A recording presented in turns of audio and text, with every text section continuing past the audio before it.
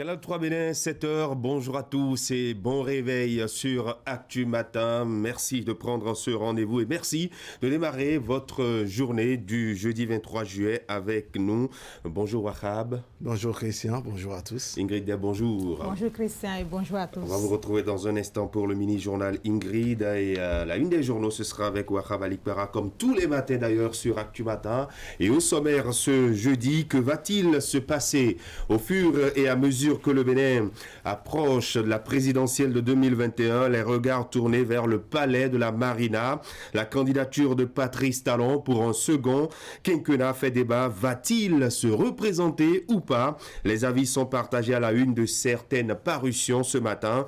Exigence légale d'un côté, respect de la parole donnée de l'autre. À suivre les unes du jour, analyse du forum sur ce sujet qui fait l'actualité dans l'opinion avec André Dossa et Hakim Seydou qui seront en plateau à partir de 7h40. Si vous êtes parieur ou accro au jeu de hasard, attention, les règles du jeu changent et la mesure suscite d'ailleurs déjà des remous. Les gains de la loterie sont désormais taxés de 15%, une forme d'impôt libératoire qui entre en vigueur dès le 27 juillet. On reviendra sur la réforme.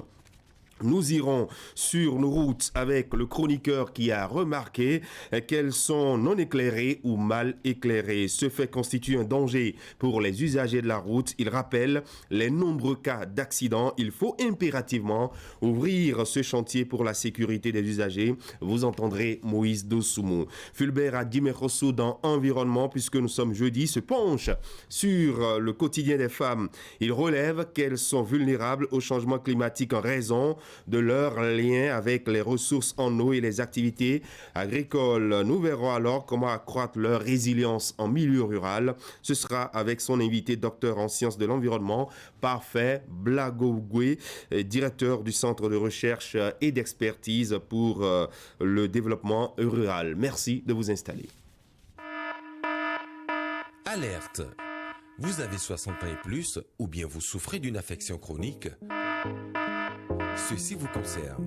Le coronavirus fait des ravages, surtout dans les rangs des personnes âgées. Pour vous protéger, respectez les consignes.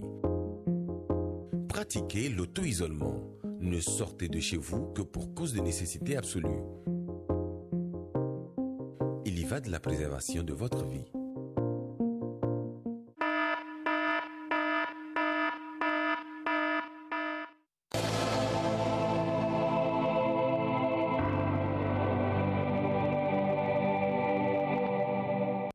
Les infos, et c'est l'info matinale sur Actu Matin avec vous, Wahab Alikpera. Oui, rebonjour Christian et rebonjour à tous. Les premières informations ce matin, c'est avec fraternité, protection des eaux et promotion des ressources halieutiques. Le Bénin met les bouchées double vers la ratification des protocoles additionnels à la Convention d'Abidjan. Réhabilitation en vue des infrastructures de débarquement de produits halieutiques dans le Mono et l'Atlantique, lutte contre la corruption et la prévarication au Bénin. 2 douaniers passent à la trappe. Ils sont radiés pour traitement frauduleux de déclaration de marchandises. Covid-19 au Bénin, l'OMS confirme 1690 cas et 34 décès. Père Rodrigue Azamosso au sujet de la vie des couples, l'humilité et la tolérance sont les clés. Koslepi, le Parlement désigne ses représentants ce jour. Éclairer les axes routiers, c'est le titre de la chronique signée ce matin Moïse Dossoumo qui souligne donc que des axes routiers bitumés ou pavés définitivement réceptionnés par les maîtres d'ouvrage se trouvent plongés dans le noir dès que le crépuscule apparaît. À la une maintenant de la Nation, tourisme mémoriel à Ouida, l'ossature du complexe hôtelier de la Marina dévoilé en lieu et place du Code général des impôts, bientôt le livre des procédures fiscales. L'indépendant à présent, candidature de Patrice Talon à la présidentielle de 2021, une exigence légale, légitime, morale et spirituelle. Encore une épée de Damoclès sur la tête des évadés fiscaux. Faute lourde à la douane béninoise, les inspecteurs Ali Yerima et Maxime Kanho radiés. L'événement précis qui précise que le pèlerinage de Dassa est annulé cette année. Présentation des lettres de créance à la présidence américaine. Donald Trump reçoit l'ambassadeur du Bénin, Jean-Claude Dorrego, et puis sanctions contre les traitements frauduleux et déclarations de marchandises. Le Conseil des ministres valide la radiation de 2 douaniers. Le Soleil Bénin Info, gestion rigoureuse et sans complaisance de la BOAD à Dovelandé, victime d'une sordide cabale. Et puis, mafia foncière à Abomey-Calavi, le CA Pierre Guignon jeté en prison. La relève Info, Banque et Développement, Christian Adovelandé, un grand Africain, a célébré Bénin politique. Des apprentis sorciers parlent déjà de la relation Nicéphore Soglo et Boni Yayi. Et puis en Côte d'Ivoire, présidentielle de 2020, probable 3e mandat pour Alassane Ouattara. Matin libre, faire respecter par Talon le protocole d'accord de 2016. ABT, PIC, Abdoulaye Biochane, Pascal Irénée Koupaki et consorts, la lourde responsabilité. Le journal qui donne à voir les photos du ministre Abdoulaye Biochane, Pascal Irénée Koupaki, Akena Tonde, Robert Bian, Adovel Landé, Arif Aribako, Issa Salifou, Chabi Sika et compagnie. Voilà.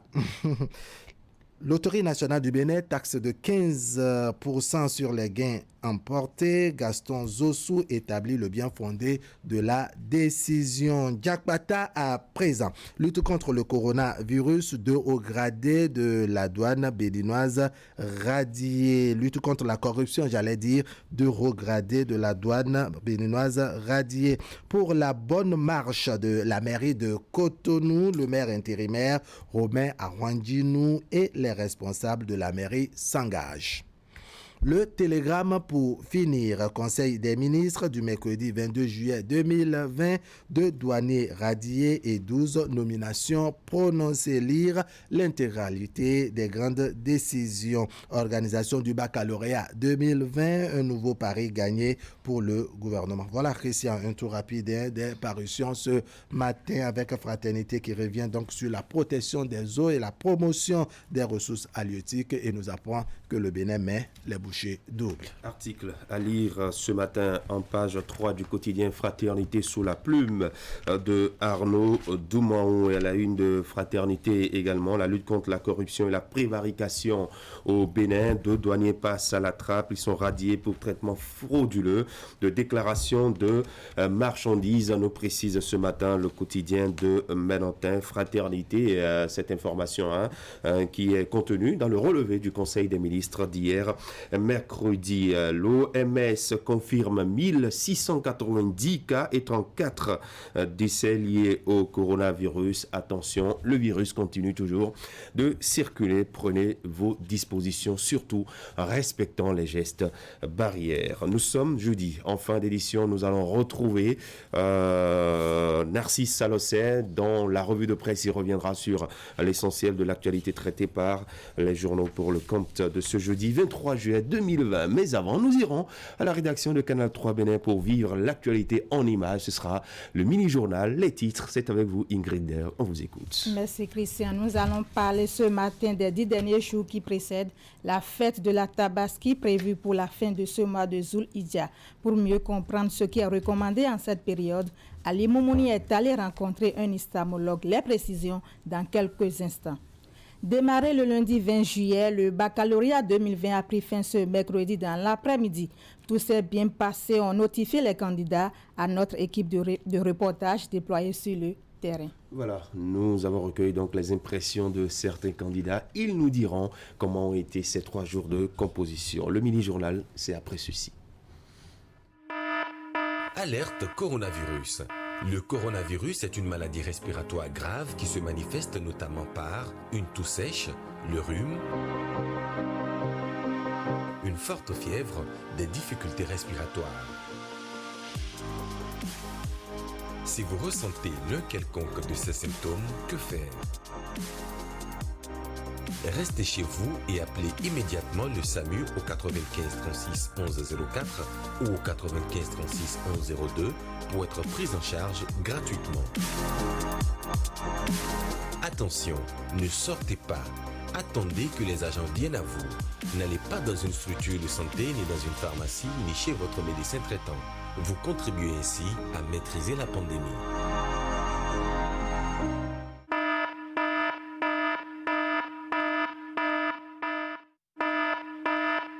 Alerte coronavirus. Le coronavirus est une maladie respiratoire grave qui se manifeste notamment par une toux sèche, le rhume, une forte fièvre, des difficultés respiratoires. Si vous ressentez l'un quelconque de ces symptômes, que faire? Restez chez vous et appelez immédiatement le SAMU au 95 36 11 04 ou au 95 36 11 02 pour être pris en charge gratuitement. Attention, ne sortez pas. Attendez que les agents viennent à vous. N'allez pas dans une structure de santé, ni dans une pharmacie, ni chez votre médecin traitant. Vous contribuez ainsi à maîtriser la pandémie.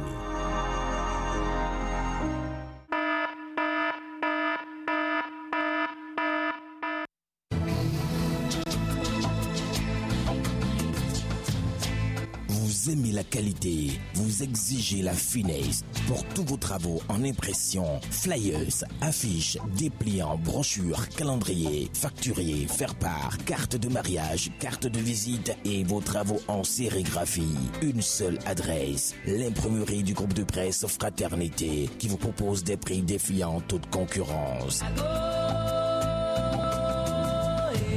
Imprimerie Fraternité, c'est une équipe dynamique avec du matériel de dernière génération capable de vous produire en quantité, qualité et avec célérité. Imprimerie Fraternité, nous sommes situés à Ménotin dans l'avant de la station Sonacop. Contact 97 60 79 34 95 34 10 47. À l'imprimerie du groupe de presse Fraternité, la qualité est garantie.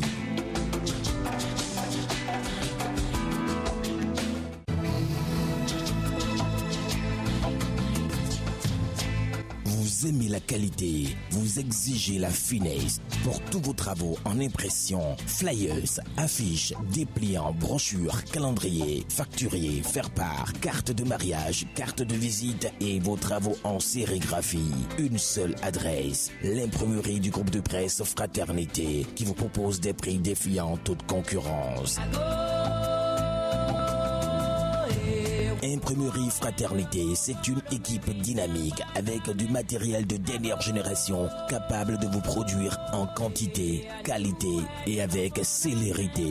Imprimerie Fraternité, nous sommes situés à Ménotin dans l'avant de la station Sonacop. Contact 97 60 79 34 95 34 10 47. À l'imprimerie du groupe de presse Fraternité, la qualité est garantie.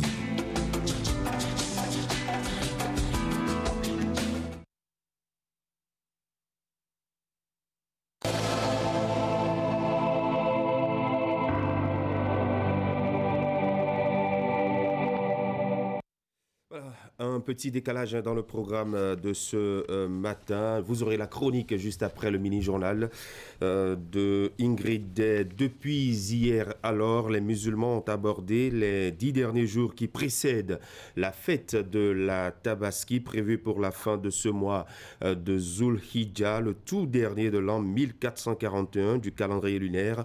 Moment de dévotion et de concentration dans la foi et qui représente beaucoup pour le bon musulman. Chitou Chouaïb est islamologue. Il a été rencontré par Ali Momouni. Il nous parle ici des actions qu'il faut poser au cours de cette période si pieuse.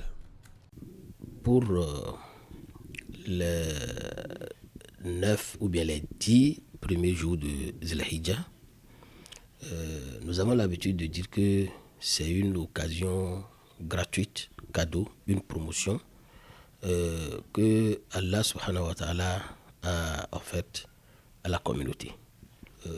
Allah subhanahu wa ta'ala en a fait référence dans le Saint-Coran lorsqu'il a dit A'udhu billahi minash shaitanir rajim Bismillahir rahmanir rahim Wal fajri wa layalin ashr.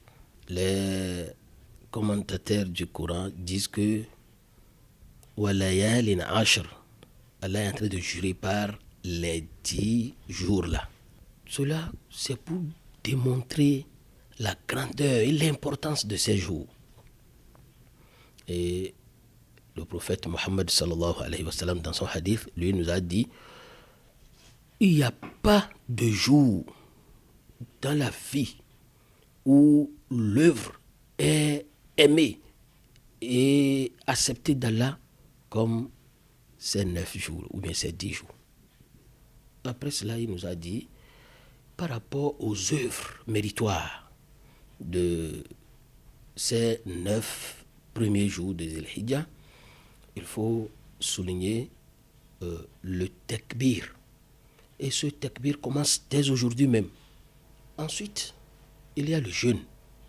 Si quelqu'un est capable, il est en bonne santé, il peut jeûner tous les 9 jours, alhamdulillah, qu'il le fasse.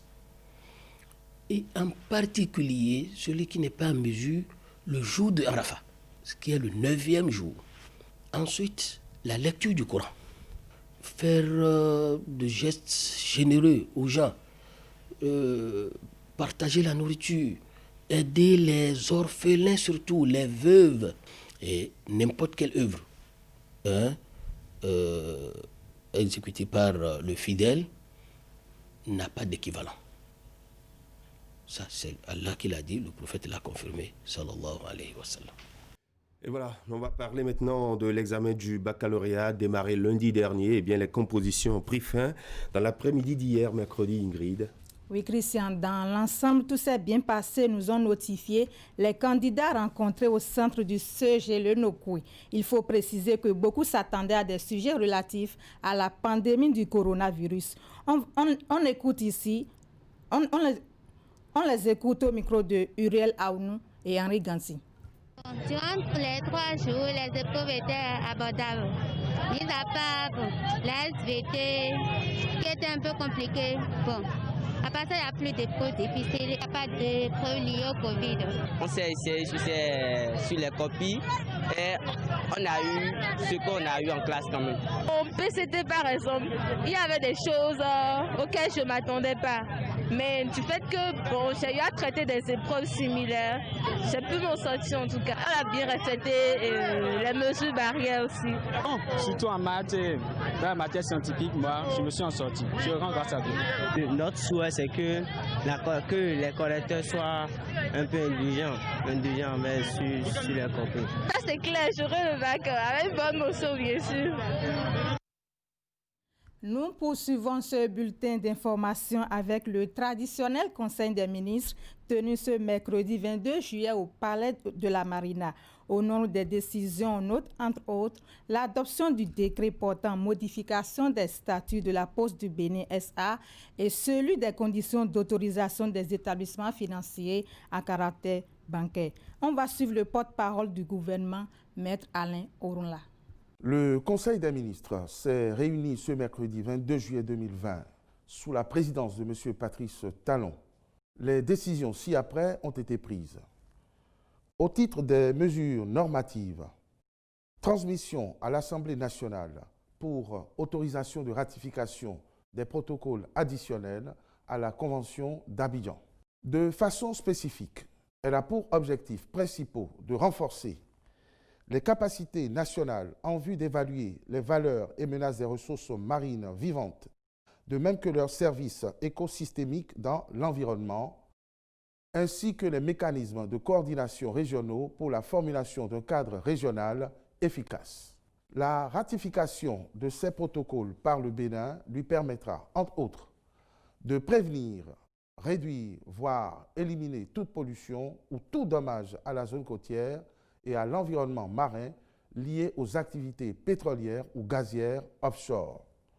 Le Conseil a par ailleurs adopté les décrets portant modification des statuts de la Poste du Bénin SA et nomination des membres de son conseil d'administration, puis fixant les conditions d'autorisation des établissements financiers à caractère bancaire à recevoir des dépôts de fonds du public en République du Bénin.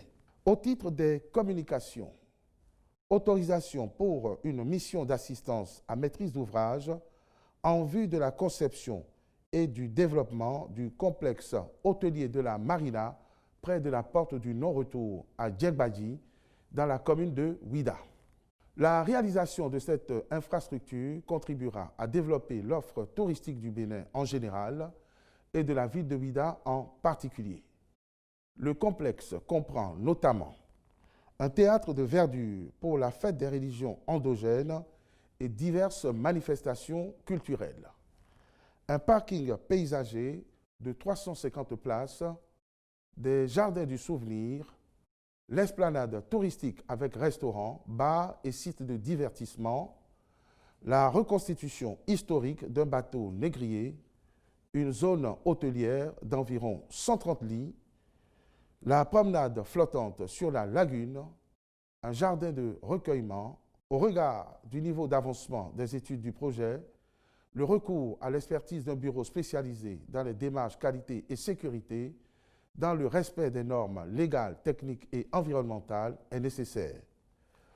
Au terme des prospections menées, la société britannique Alcyon Hospitality Advisors, réputée en la matière, a été identifiée pour la conduite de la mission d'assistance à maîtrise d'ouvrage du complexe hôtelier que développera le groupe Banyan Tree. Les ministres concernés par la mise en œuvre du projet veilleront à sa bonne exécution.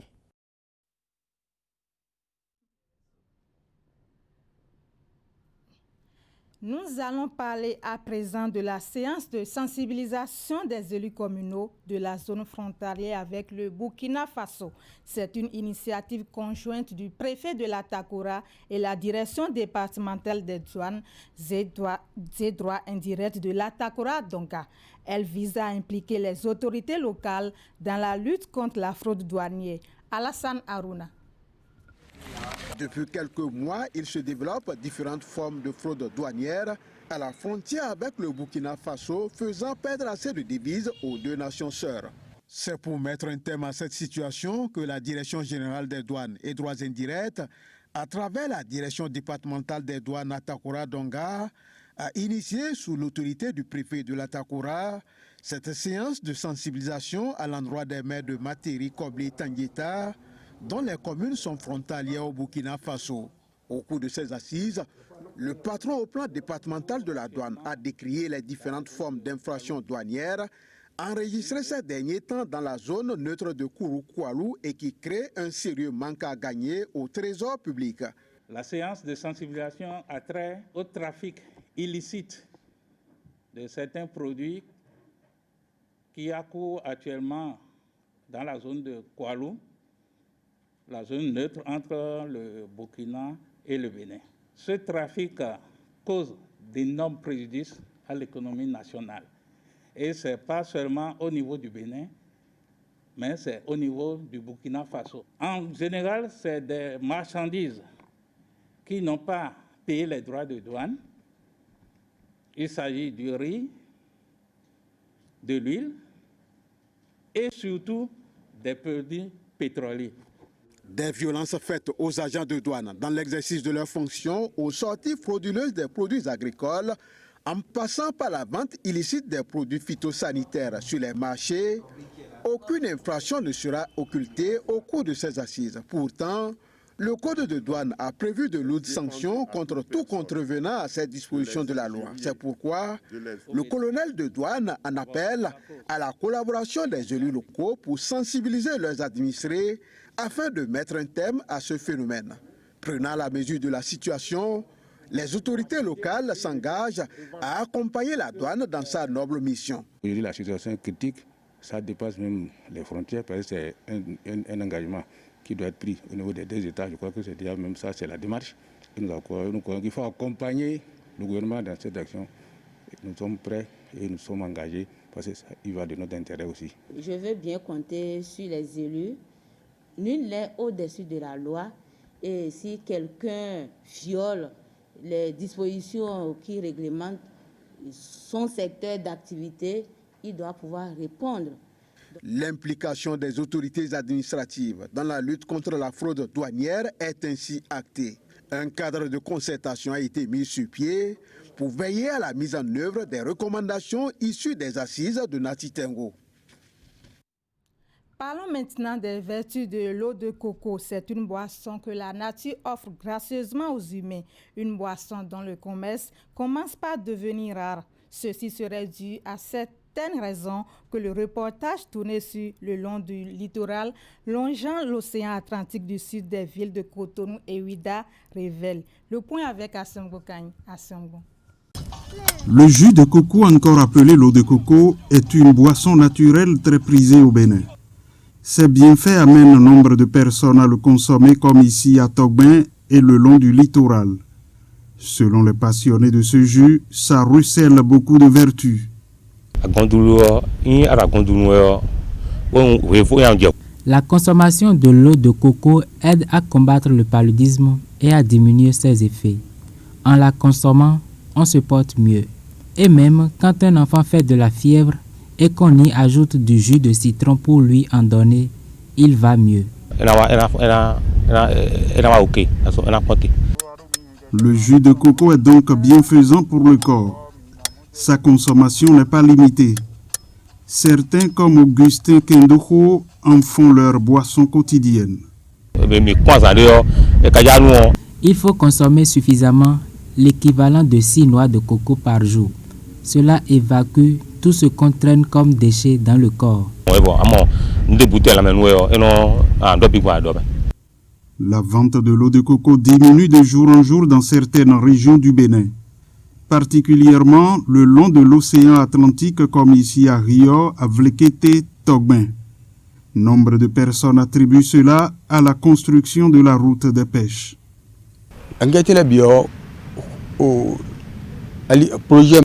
La construction de la route des pêches touche nombre de cocoteraies.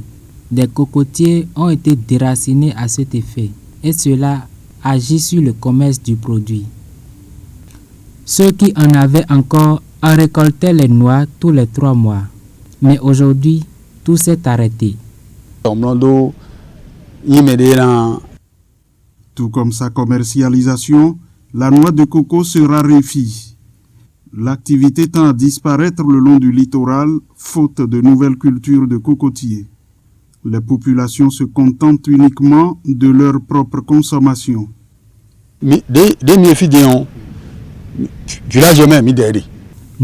on en trouve à cueillir souvent puisque nous sommes de la zone. Ceci pour nous désaltérer. Selon les nutritionnistes, l'eau de coco est riche en vitamines et minéraux. Elle contient aussi, entre autres, du calcium, du potassium, du fer pour maintenir la santé. Ce bulletin d'information, merci de nous avoir suivis et très bonne journée à vous. Merci à vous Ingrid, merci de la part de tous les téléspectateurs qui vous ont suivis ce matin. Tout à l'heure quand il sonnera 13h, eh bien on se retrouvera pour l'information de la mi-journée avec toute la rédaction de Canal 3 Bénin. Restez avec nous sur Actu Matin, dans un instant le forum de discussion. Vous êtes de nationalité béninoise, vous êtes âgé de 18 à 40 ans, vous êtes titulaire d'un diplôme de l'enseignement supérieur, bac professionnel, BTS ou DUT, licence professionnelle ou DTS, master ou ingénieur, vous êtes en quête d'un emploi ou d'une bonne expérience en entreprise en vue de votre insertion professionnelle, vous êtes immédiatement disponible, vous pouvez faire partir des 2000 bénéficiaires pris en charge chaque année par le gouvernement à travers le programme spécial d'insertion dans l'emploi. Pour ce faire, rendez-vous sur sur le site www.psie.bj.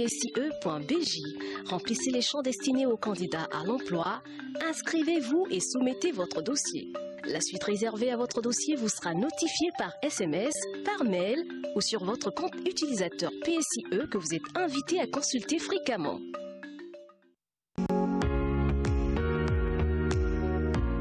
Nous prenons des mesures de sécurité pour vous et pour nous. Face au Covid-19, LBM Syst Location de voitures vous protège. Nous mettons un point d'honneur sur le respect des consignes par nos conducteurs.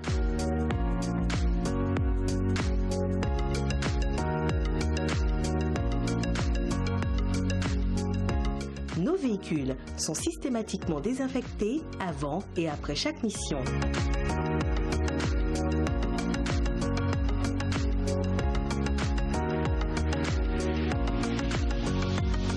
Faites-nous confiance. Votre sécurité, notre préoccupation. Syst LBM Location de voitures, contact 60 60 60 63.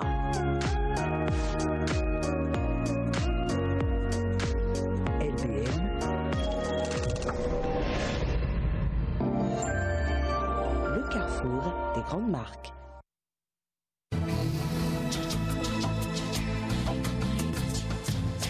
Vous aimez la qualité, vous exigez la finesse. Pour tous vos travaux en impression, flyers, affiches, dépliants, brochures, calendriers, facturiers, faire-part, cartes de mariage, cartes de visite et vos travaux en sérigraphie. Une seule adresse, l'imprimerie du groupe de presse Fraternité qui vous propose des prix défiant toute concurrence. Imprimerie Fraternité, c'est une équipe dynamique avec du matériel de dernière génération capable de vous produire en quantité, qualité et avec célérité. Imprimerie Fraternité, nous sommes situés à Ménotin dans l'avant de la station Sonacop. Contact 97 60 79 34 95 34 10 47. À l'imprimerie du groupe de presse Fraternité, la qualité est garantie.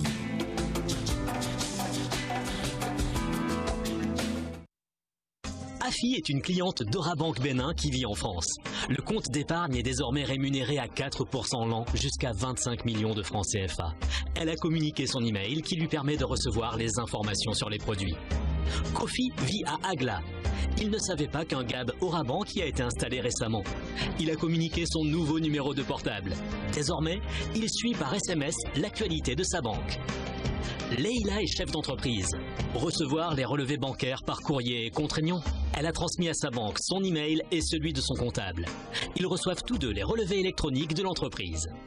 Avec votre pièce d'identité valide, rendez-vous en agence pour actualiser vos informations. Téléphone, email, adresse géographique, etc. Et repartez avec un cadeau. Participez aussi à une tombola et gagnez des lots. Mieux vous connaître pour mieux vous servir. Orabank, un partenaire à votre écoute.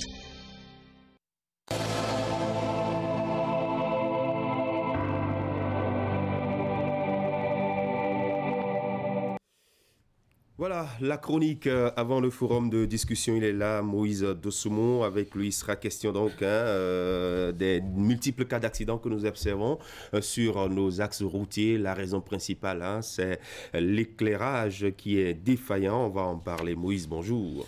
Bonjour Christian, madame, monsieur, bonjour.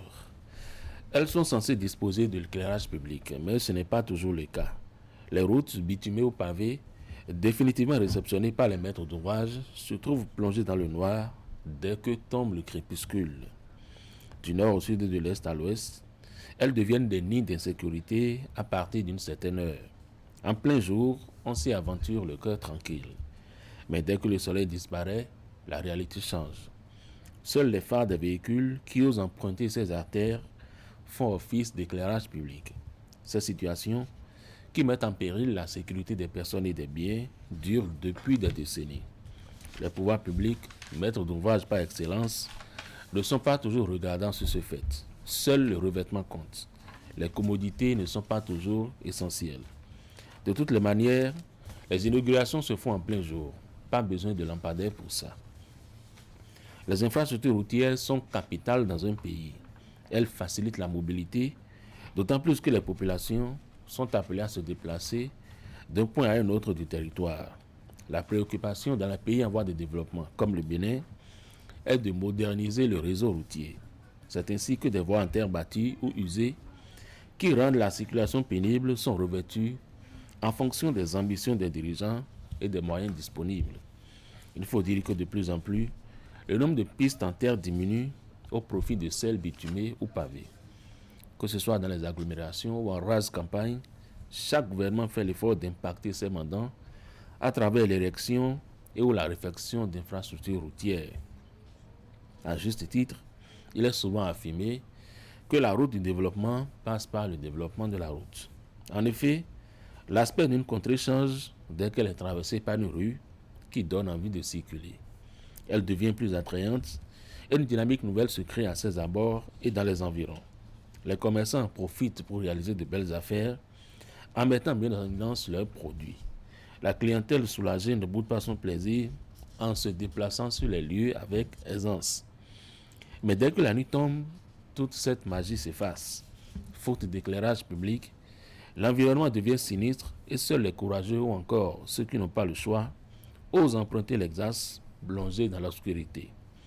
Le plus souvent dans les dossiers d'appel d'offres, l'éclairage public est compris dans les obligations du co-contractant de l'administration.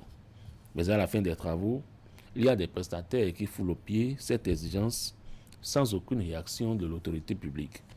Et c'est ce laxisme qui, à la base des routes, peut ou pas du tout éclairer. L'axe Semipodi-Porto-Novo est resté longtemps plongé dans le noir. La délivrance des conducteurs de leurs passagers se fait toujours attendre. Les tronçons à Kassato-Boycon et Boycon-Parakou n'échappent pas à ce constat. Dans le Mono, les voies Ouida Grand Popo comme un Poussotomé ou encore comme un Lokosa attendent toujours l'implantation des poteaux électriques. Idem pour les tronçons bitumés du Koufo. Dans le Mémé, le plateau, le Zou, les collines et le septentrion, la situation est identique. Heureusement, les nouvelles routes inscrites dans le programme dit de l'asphaltage échappent à cette réalité car elles sont toutes situées en agglomération. Il urge que les pouvoirs publics s'activent pour changer la donne en rase campagne, puisque la production de l'électricité conventionnelle ne suffit pas pour satisfaire la demande. Les lampadaires solaires actuellement en vogue sont une solution parmi tant d'autres. Au nom de la sécurité des usagers de la route, il faut s'attaquer à ce chantier. Alors, vous interpellez donc ce matin les pouvoirs publics, les communes concernées, beaucoup plus? Pas forcément les communes, puisque là, les routes dont il est question sont situées en race campagne. Donc, c'est beaucoup plus des routes inter-États, c'est beaucoup plus le gouvernement qui est interpellé. C'est quand c'est à l'intérieur des communes qu'il faut les interpeller. Mais dans le cas d'espèces, la plupart des axes qui relient les localités sont plutôt du ressort du gouvernement. Merci beaucoup. Merci à vous, Maurice Dossoumo, pour cette chronique. Rendez-vous lundi pour un autre numéro sur Actu Matin. Maintenant, le forum de discussion avec André Dossa et Hakim Seydoussine.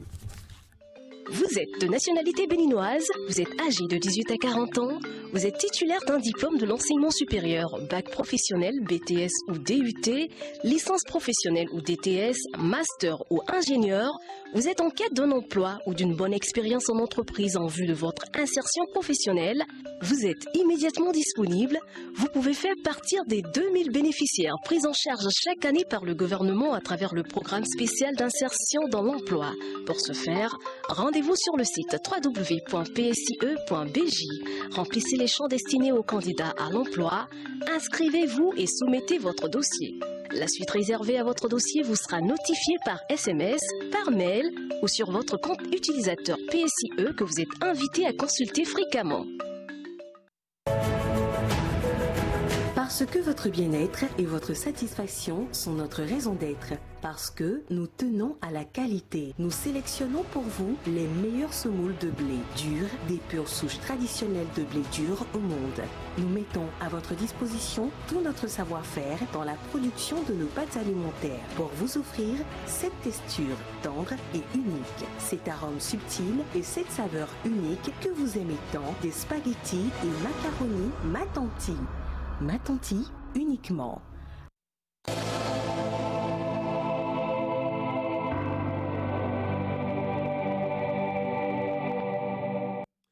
Voilà, exactement 7h passées de 41 minutes. Bonjour Akimé, bienvenue. Bonjour Christian. Bonjour André Dossa, bienvenue. Bonjour Christian. Alors ce matin, nous aurons abordé plusieurs sujets de l'actualité nationale. Et pour commencer, je vous propose à l'écran, même avec la réalisation, les unes de deux journaux. Il s'agit du quotidien L'Indépendant et du quotidien Le Matin Libre. Allons découvrir de quoi il est question. Candidature de Talon à la présidentielle de 2021, une exigence légale, légitime, morale et spirituelle, pourrait-on lire à la une du quotidien L'Indépendant. Et à Matin Libre d'écrire ce matin, faire respecter par Talon le protocole d'accord de 2016, ABT, PIC et compagnie, la lourde responsabilité. Alors, le débat sur la probable candidature ou non de Patrice Talon alimente désormais les passions. André Dossa. Oui, écoutez, vous savez que beaucoup se plaignent, et nous avec, de la vacuité du débat public en ce moment. En tout cas, le sujet qui devrait être le plat de résistance ne l'était pas jusqu'à récemment, mais il y a un début de spéculation, un début de débat qui a commencé dans les médias et en dehors. Et les deux organes que vous avez sélectionnés ce matin résume bien le contenu de ce qui est proposé aujourd'hui comme débat autour de la prochaine présidentielle. C'est-à-dire que vous avez d'un côté des gens qui se réclament de talent, qui souhaitent sa réélection et qui ont commencé à annoncer des initiatives de part et d'autre. Mais ce n'est rien de structuré. En réalité, vous verrez qu'il n'y a pas une machine derrière, une intelligence politique derrière, de façon donc structurée. C'est des initiatives, vous voyez, de gens qui veulent bien se positionner, qui en tout cas veulent déjà prendre un certain nombre d'initiatives pour la prochaine présidentielle. Vous voyez. Mais en face, il y a un autre camp, et ce que le titre de Matin Libre représente assez bien, qui veulent que Talon s'en aille, qui ne veulent pas qu'il rempile, mais qui s'accrochent à sa promesse de mandat unique. C'est-à-dire que les gens veulent le pouvoir, mais veulent seulement compter sur le respect de la parole donnée par Patrice Talon pour avoir le pouvoir. Et c'est un peu ça. C'est quand même, ça paraît un peu bizarre et trop facile, ma foi, parce que quand on veut le pouvoir d'État, on se bat, on va le conquérir, on ne se couche pas sur ses lauriers, croiser les bras, se caresser le nombril, espérant que quelqu'un tienne sa parole. Et vous voyez, il y a une pression un peu sibylline dans le titre de Matin Libre qui dit puis qu'ABT, enfin les gens de la coalition de la rupture, il faut lui rappeler sa promesse de respect de mandat unique. Donc c'est un peu ça aujourd'hui le contenu. Alors, de ce débat. Le débat devrait-il se tenir? C'est vrai que nous sommes à pratiquement 8 mois de la présidentielle. Faut-il se prononcer? Faut-il se poser un certain nombre de questions quant à la candidature ou non de Patrice Talon? A priori, non. Mais le quotidien Matin Libre fait bien de rappeler qu'il y avait une parole qui a été donnée en son temps, quand il s'est agi de la coalition de la rupture. Et qu'à l'occasion de cette coalition, entre autres éléments sur lesquels les différents membres de cette coalition se sont sentis peut-être accordés, parce que le président candidat en son temps, Patrice Talon, l'a dit ouvertement qu'il fera donc de son mandat unique une exigence morale. C'est-à-dire que c'est lui qui le veut comme ça, puisque la Constitution ne l'empêche pas de se présenter place après un mandat de 5 ans. Mais Patrice Talon, quand il est candidat, quand il briguait donc la magistrature, il faisait constater qu'en 5 ans, on peut faire bien de choses, on peut faire beaucoup de choses, et puis ne pas avoir à l'idée une certaine réélection. Parce que très souvent, eh bien, on a constaté que les chefs d'État, à partir déjà de la 3e année et demie, pour dire les choses comme ça, commencent pas beaucoup plus à se positionner pour une réélection, et donc du coup, n'ont plus la tête, donc, je dirais, aux affaires de la République. Et que lui, en réalité, il veut certainement faire l'exception. Comme je l'ai dit, la Constitution ne lui empêchant pas donc de se présenter pour une seconde fois. C'est pour ça d'ailleurs que bien, le débat se fait. Sinon, en réalité, légalement, on n'avait pas reproché, on n'a même pas reproché à Patrice Talon, puisque la Constitution lui permet de se présenter à l'occasion de la présidentielle de 2021. Mais ce fait que, bien, Patrice Talon a dit en son temps que, bien, malgré la Constitution ne l'empêche pas de se présenter pour une seconde fois, lui, candidat, Patrice Talon fera de son seul mandat, oui. Je dirais une exigence morale. C'est pour ça que le quotidien Matin Libre, à travers sa manchette, appelle donc un certain Abdoulaye Biotchane, un certain Pic, un certain Issa Salifou. Les photos sont bien nombreuses. Justement, Akhenatonde, Robert Bien, bien d'autres, mais qui sont tous aujourd'hui de la majorité présidentielle. Oui, rappelez à votre champion que quand vous cherchez le pouvoir, vous avez dit que et lui avec, qu'il fera un seul mandat. C'est ça que la question. Sinon, le débat qui se fait aujourd'hui, c'est un débat qu'on a eu en son temps, c'est-à-dire fin général Mathieu Kérékou, parce que oui, il n'était pas prévu qu'il puisse revenir après 2 mandats. Et donc, il y avait des personnes qui agitaient le retour du président Mathieu Kérékou parce que dans le viseur, on voulait retoucher la loi fondamentale. Avec Boni Yayi, ça a été presque la même chose à la fin de son second quinquennat, puisque là encore, on se disait que oui, Boni Yayi, tel qu'il se comportait, n'avait pas envie de quitter le pouvoir. Et on l'obligeait même, toutes les fois, même il confirmait qu'il partait, on avait l'impression que ça n'était pas vrai. Oui. Et donc, contrairement à ce à quoi nous assistons. Donc, en gros, je crois que ce qu'on demande à Patrice Talon, à travers le quotidien Matin Libre, c'est qu'il respecte donc sa parole donnée. Est-ce que vous voulez respecter sa parole donnée? Ah, franchement, Christian, je ne suis pas... André Dossa.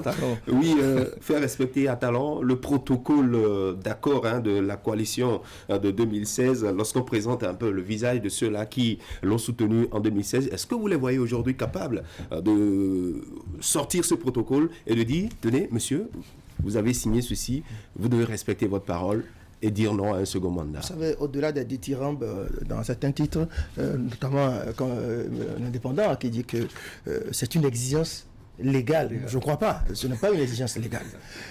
La loi permet à un chef d'État au Bénin d'exercer 2 mandats, si le peuple est en accord avec lui, bien évidemment, mais la loi n'a pas exigé à un président de la République de faire 2 mandats. Voilà, exigence morale, oui, peut-être l'intéresser lui-même. À la légalité et à la légitimité existante. Légitime, c'est pareil. Légitime peut-être parce que le peuple l'aurait souhaité, mais là, exigence légale, je crois que le journal fait un peu de choses, enfin de la préhésitation. Bref, donc de toute façon, mon ami John Akintola ne m'en voudra sans doute pas. Mais par contre, je pense que les anciens membres de la coalition de la rupture, qui sont pour la plupart, à une petite exception près, je crois, avec Patrice Talon, exerçant donc le pouvoir avec Patrice Talon, peu ou prou prennent part à ce pouvoir-là, soit en tant que député, en tant que DG de ci ou ça, ainsi de suite, ministre d'État, ministre à la présidence, ainsi de suite. Donc, quelque part, ils sont aussi comptables du bilan de Patrice Talon. Alors, vous leur demandez, dans cette posture-là, de dire à Patrice Talon, tu as dit que c'est une exigence morale, donc il faut que tu déguerpisses et que quelqu'un d'autre vienne s'installer. Moi, je ne le vois pas en train de le faire. Deuxième chose, je pense que Patrice Talon, c'est un président qui a un bilan à défendre. C'est assez rare qu'il faut pouvoir le dire. Il a un bilan que ses ouailles, ses militants, ses partisans peuvent aujourd'hui brandir comme argument pour souhaiter sa réélection, pour souhaiter son maintien au pouvoir. Mais il lui appartient, à lui tout seul, de décider s'il veut respecter sa parole. Et nous sommes dans un domaine politique. Et les gens qui pensent que oui, il faut respecter la parole donnée et qui d'ailleurs ne comptent uniquement sur ça pour être au pouvoir, moi je les trouve un peu naïfs. Et même quand vous évoquez la question donc de l'accord de gouvernance signé avec les candidats, un ancien nous a enseigné ici que les promesses électorales ne devraient engager que ceux qui ont pris le risque d'y croire. Et donc, même s'il avait été consigné dans ce fameux accord que bon, je vais faire seulement un mandat et vous laisser la place, je pense que le temps, l'exercice du pouvoir a eu le temps donc de rôder ces promesses-là. Et puis voilà. Donc je pense sincèrement que si Patrice a envie de rester, c'est là parce que oui, il aura senti l'envie de rester et que surtout le peuple serait d'accord avec lui parce que le dernier mot revient au peuple, c'est le peuple qui décidera si même il le souhaite, s'il le veut ou pas. Voilà. Donc, alors, il est quand même intéressant que le débat se fasse. Oui, le débat, c'est ce que nous faisons. C'est quand même évident que la promesse a été déjà édulcorée à travers certaines sorties du président Talon parce qu'il est arrivé que les confrères lui demandent est-ce qu'il est dans la dynamique de respecter cette parole donnée. Et où il chaque fois et toutes les fois, il avisera. Il avisera. Donc quand on ne commence pas à dire j'aviserai, c'est qu'on n'est plus en accord avec la promesse qui a été faite en son temps. Et c'est pour ça que je constate que ça fait un peu dur que d'avoir de façon claire à comprendre ou peut-être à confirmer aujourd'hui à quelques encablés de la présidentielle que réellement Patrice Talon veut respecter la parole donnée. Parce que si ça devait être le cas, et bien Christian, depuis bientôt déjà, je crois, un an et demi en arrière, on peut déjà commencer par le constater. Mais quand il dit j'aviserai, c'est clair que bien, comme le dirait l'autre, l'appétit vient en mangeant, il a commencé peut-être par voir les choses autrement. Et donc la promesse qu'il avait faite en son temps, c'était une promesse de monsieur qui n'avait pas commencé par exercer, mais aujourd'hui, dans la dynamique de la gestion, dans le feu de l'action, il se rend compte que, attention, alors lorsqu'on regarde un peu l'actualité politique en République du Bénin, est-ce que le contexte actuel permet à Patrice Talon de rempiler ou de se retirer de la course à la présidentielle? Akimé. Non, retenons simplement que le dernier mot revient à l'électeur, aux électeurs que nous sommes, parce que chacun de son couloir fait le bilan de la gestion de Patrice Talon. Peut-être pour certains, la gestion elle est bonne, il y a bien de bonnes actions à retenir de sa gestion, que peut-être lui donner une nouvelle possibilité d'avoir 5 ans pour donc parfaire ou peut-être poursuivre l'œuvre déjà entamée, fait peut-être l'eau dans la balance pour certaines personnes, mais pour d'autres, eh bien, ils n'ont pas encore vu le but du tunnel, rien n'a véritablement trop changé, donc du coup, ils pensent abréger cette gestion des culs, proposer une alternative pour les 5 prochaines années. Donc je dis, en gros, je crois que contre la candidature de Patrice Talon, chacun se positionne selon le bilan qu'il fait, selon les opportunités que ça lui offre la gestion du président Patrice Talon, selon, je dirais, la plus-value que la gestion de Patrice Talon lui a apporté. Et donc, je crois qu'il ne va pas s'agir de vous et moi, mais il va s'agir en son temps, je dirais, du comportement des électeurs dans les urnes. Je crois que c'est beaucoup plus à ce niveau que le débat va se faire. On aura des pros, retour de Patrice Talon pour 2021. On aura des anti, il n'y a rien à faire, ça c'est une évidence. Et donc, je crois que le débat va se faire à ce niveau. C'est pour ça que nous insistons sur le fait qu'il va falloir qu'enfin, on commence pas à faire le débat. Parce que le débat ne se fait pas. Justement. Personne ne se oui, nous avons vu, le débat ne se fait pas, mais ça se fait d'une manière, disons, peut-être pas très engagée. Nous avons vu quelques sorties, et vous l'avez rappelé d'ailleurs dans vos propos, André Dossa, ces jeunes qui suscitent sa candidature, ces mouvements qui se lèvent, mais c'est juste des sorties sporadiques, des gens qui sortent, qui font une déclaration et après, ils retournent dans leur caserne. Oui, ce sont souvent des initiatives personnelles, des gens qui veulent bien se positionner, mais il n'y a rien de vraiment très sérieusement organisé derrière ça. Sur la question de savoir, est-ce qu'aujourd'hui, tel qu'on observe un peu l'actualité dans le pays, est-ce que le climat est favorable à un éventuel retour de Patrice Talon? Vous savez, une chose est aujourd'hui indéniable, Patrice Talon a impacté la vie des Béninois. Quel que soit le domaine où vous vous trouvez, son action a impacté les Béninois. Le cadre de vie des Béninois dans la plupart, enfin dans beaucoup de nos villes, ont vraiment changé. Lorsque vous écoutez des citoyens qui ont bénéficié, dont les communautés ont bénéficié, dont les villages ou les villes ont bénéficié d'un certain nombre de réalisations, ces citoyens sont fiers et sont satisfaits de leur gouvernement. Lorsque vous prenez ces quartiers de Cotonou qui ont complètement changé, transformé, ils sont contents, ainsi de suite. Ces jeunes qui ont pu participer à un concours sans avoir à faire intervenir un parent ou dépenser de l'argent, voilà, forcément, ils vous diront qu'ils sont satisfaits. Mais ce qui est curieux, c'est qu'il est difficile de trouver aujourd'hui des citoyens passionnés par l'idée d'un retour de Patrice Talon. Pas parce qu'ils ne sont pas satisfaits de Patrice Talon. Mais généralement, vous savez, dans notre pays, vous voyez, il y a des gens qui sont prêts, même déjà, avant même que le chef de l'État lui-même ne manifeste une quelconque intention. Beaucoup d'initiatives déjà, parce que des gens sont à la base et puis ils veulent ça coûte que coûte, ils s'accrochent. On n'a pas dû les forcer, vous dire, vous là, venez forcer, vous exprimer ce que vous pensez. Ouais, c'est curieux. Au même moment, vous voyez, des gens le jour, ils disent oui, il faut que Talon revienne, mais la nuit, ils édulcorent un peu. Le discours, oui, change un peu d'attitude. Parce que c'est très, très, très délicat. Ça veut dire quoi? Ils sont satisfaits, nous sommes fiers du bilan de Patrice Talon, mais à la fin, il y a une petite insatisfaction qui se greffe à ça. Et tu dis, ah, mon ventre, ah non, il a qu'à travailler sur le ventre. Jean-Patrice Talon, il a encore 8 mois pour corriger, malgré tous les efforts qui sont faits sur le plan social. Non, mais c'est très important. Le Béninois, dans ce pays, nous étions encore jeunes, lorsque nos aînés, nos parents, on dit à Nicéphore Soglo, on ne mange pas pavé. C'est curieux, mais le gars, il est satisfait. Désormais, quand il sort de chez lui, il ne met plus les pieds par terre, c'est-à-dire dans le sol. On a terrassé, on a mis les pavés, de jolis pavés. L'éclairage public, il est content. On lui a envoyé peut-être un peu de soutien pour gérer telle situation, Covid, ainsi de suite. Et il est content. Mais après, il dit, oui, mais C'est le oui, mais peut-être qui pourrait constituer une petite entrave à un projet. Et comment faire pour corriger ce oui, mais là, le mais là, faire disparaître peut-être le mais. Vous savez, aujourd'hui, Patrice Talon qui a juré retirer l'argent de la politique et qui l'a quand même réussi peu ou prou, puisque aujourd'hui, quand vous voyez même des députés se plaignent, députés, salaire amélioré, etc. Mais pourtant, se plaint. C'est parce que l'argent, le surplus qui vient, qui permet aux députés d'entretenir les copines, d'entretenir les jeunes du quartier, de payer des ordonnances. Pas la copine, d'entretenir la base pour regrouper. C'est une manière de parler. Ça a disparu. Oui. C'est pourquoi ils se plaignent. Ouais. On n'avait pas l'habitude de voir des gens de ce niveau-là se plaignre. Parce que de toute façon, vous voyez, on veut voter une loi, et c'est quoi, l'argent est venu. La pratique, la pratique c'est un peu ça. Il n'y a pas de passion autour de ce projet de retour de Patrice Talon. Et il faut ajouter maintenant ça.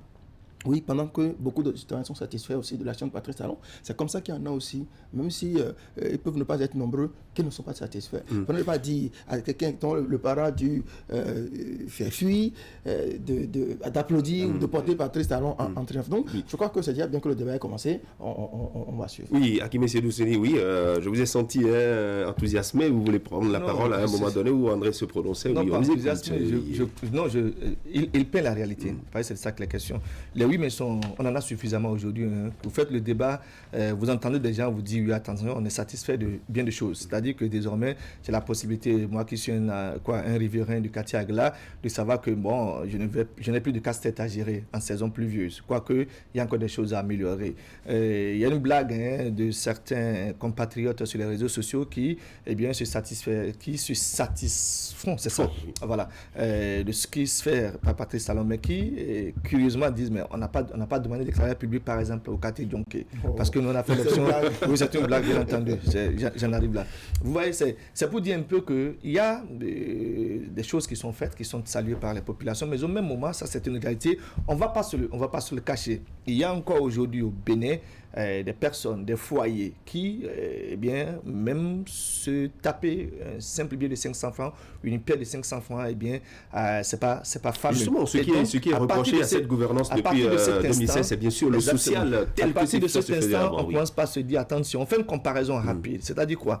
Quand l'ancien président Bouniaï était là, quoi qu'on dise que, eh bien, il y a bien des choses à reprocher, les gens se disaient, mais attention, on avait quand même quelque chose qu'on mettait sur les dents. Et donc, eh bien, on ne comprend pas pourquoi est-ce que, oui, Patrice Talon est en train d'asphalter les rues, on est en train de construire les rues, on est en train de travailler à l'éclairage public, on travaille, je dirais, à la mise en place de biens, d'infrastructures socio-communautaires qu'on sort. Mais tiens, il faut vivre longtemps, il faut avoir, je dirais, de quoi se réveiller le matin pour pouvoir être bénéficiaire de toutes ces infrastructures. Donc, du coup, ça interpelle alors un pan de la gestion de Patrice Talon, c'est beaucoup plus l'élément sur lequel on a toujours mis l'accent ici sur le plateau, c'est le volet social. C'est-à-dire que les gens jusqu'à présent, et vous et moi d'ailleurs, parce qu'il vous arrive d'être obligé d'intervenir pour quelque chose auprès d'un parent quelque part, on se dit mais il y a quelque chose qui ne va pas. Donc je crois que c'est à ce niveau que le maire existe. Est-ce que entre le 23 juillet et puis mars prochain, le maire va disparaître? Eh bien la question reste fondamentale. C'est pour ça d'ailleurs que le débat il doit pouvoir se faire pour qu'on sache concrètement. Oui, d'accord, Patrice Talon veut remplir. Quels sont les piliers nouveaux sur lesquels ça veut jouer pour le prochain mandat? Est-ce qu'il y a un autre candidat qui lui veut capitaliser, je dirais, la plus-value de Patrice Talon, mais y ajouter le volet social? Eh bien, il est important qu'on fasse le débat, que des gens se prononcent. Et même alors, ceux dont on a parlé, c'est-à-dire quoi? Les membres de la coalition de la rupture, puissent commencer par peut-être proposer ou expliquer le pourquoi, jusqu'à présent, il n'est pas constaté. Non, il n'est pas constaté le volet. Est-ce que c'est après 5 ans qu'on verra alors les impacts du social? À quel moment sentirons-nous quand on les impacts du social? Donc, il y a certains qui estiment même qu'il n'y aura pas de grands changements. Ce que nous avons vécu pendant 5 ans, peut-être que si Patrice Talon remplissait, ça sera encore la même chose, qu'il n'y aurait pas de grands changements. Il faudrait alors faire le débat pour éclairer la lanterne. De façon naïve, on peut peut-être croire que ça va, les choses vont de mal en pire, si j'exagère sur les thèmes. 2020, on nous annonce l'augmentation du prix du kilowattheure, c'est-à-dire au niveau donc de l'électricité. 2021, il y a encore une nouvelle augmentation. Est-ce que moi, de ma posture, et où dire c'est déjà pas facile de gérer la facturation actuelle, de quoi disposerais-je d'ici 2, 4, 5, 6 mois pour pouvoir gérer 2020, 2021. Oui. Donc, c'est autant de choses sur lesquelles il va falloir forcément qu'on puisse nous dire concrètement à quoi on peut s'attendre. Le débat doit donc se faire, André Dossard. Oui, il se fait. Il se fait. Nous autres ici, en plateau, nous faisons le débat. Non, mais vous savez, on peut tout reprocher à Patrice Talon, sauf d'avoir manqué de sincérité. En 2016, il a dit tout ce qu'il allait faire. Il nous a pas caché ses intentions. D'ailleurs, il a battu campagne autour de ses intentions, de ses souhaits, de ses idées pour le développement du pays, obligeant d'ailleurs au passage les autres candidats à ajuster à un moment donné leur discours de campagne, leur méthode de campagne. C'est en allant au contact du citoyen, en regardant le citoyen dans les yeux, comme ça qu'il a dit ce qu'il voulait faire. Et une fois au pouvoir, il est en train de faire ce qu'il a dit. C'est parce que nous ne nous écoutons pas souvent, nous ne savons pas lire. À combien de candidats exigeons-nous souvent des projets de société que nous lisons, que nous décortiquons, et puis avant de choisir, nous ne l'écoutons souvent pas. C'est d'autres considérations qui entrent en ligne de compte pour faire notre choix pendant nos élections ici. Mais il est en train de faire exactement ce qu'il a fait. Ce qu'il a promis, il va changer telle chose, la réforme institutionnelle, politique, ainsi de suite. On peut ne pas apprécier la démarche, on peut ne pas être d'accord avec certains contenus de ces réformes-là, mais il a fait exactement ce qu'il a dit. Donc ça veut dire quoi? Ceux qui ne voulaient pas que Patrice Talon assainisse les finances publiques au point donc de faire en sorte qu'un député se plaigne, que quelqu'un qui est directeur général d'État se plaigne, si celui qui n'était pas d'accord, s'il avait écouté, aurait dû s'abstenir de voter pour lui en son temps. Maintenant, lorsqu'on estime que oui, bon, s'il revient pour un second mandat, ça va ressembler au premier quinquennat. Je ne pense pas. Je crois que d'ailleurs c'est un procès d'intention, parce que il n'aura pas, s'il rempile, il n'aura pas besoin de casser davantage pour construire des voies qu'on a déjà construites. On a fini de casser, c'est ça? Non, mais écoutez, il a dû prendre des décisions douloureuses. On a dû vraiment creuser très profond pour ériger certains édifices. Mais si il fait un deuxième quinquennat, il n'a pas besoin, par exemple, d'aller recasser Agla, parce qu'Agla a déjà des goudrons, ainsi de suite. On n'a pas besoin de casser Ménotin, qui maintenant est pavé un peu partout, ainsi de suite. Mais les villes, peut-être qui n'ont pas bénéficié de cet assainissement-là, pourraient avoir besoin que l'on casse.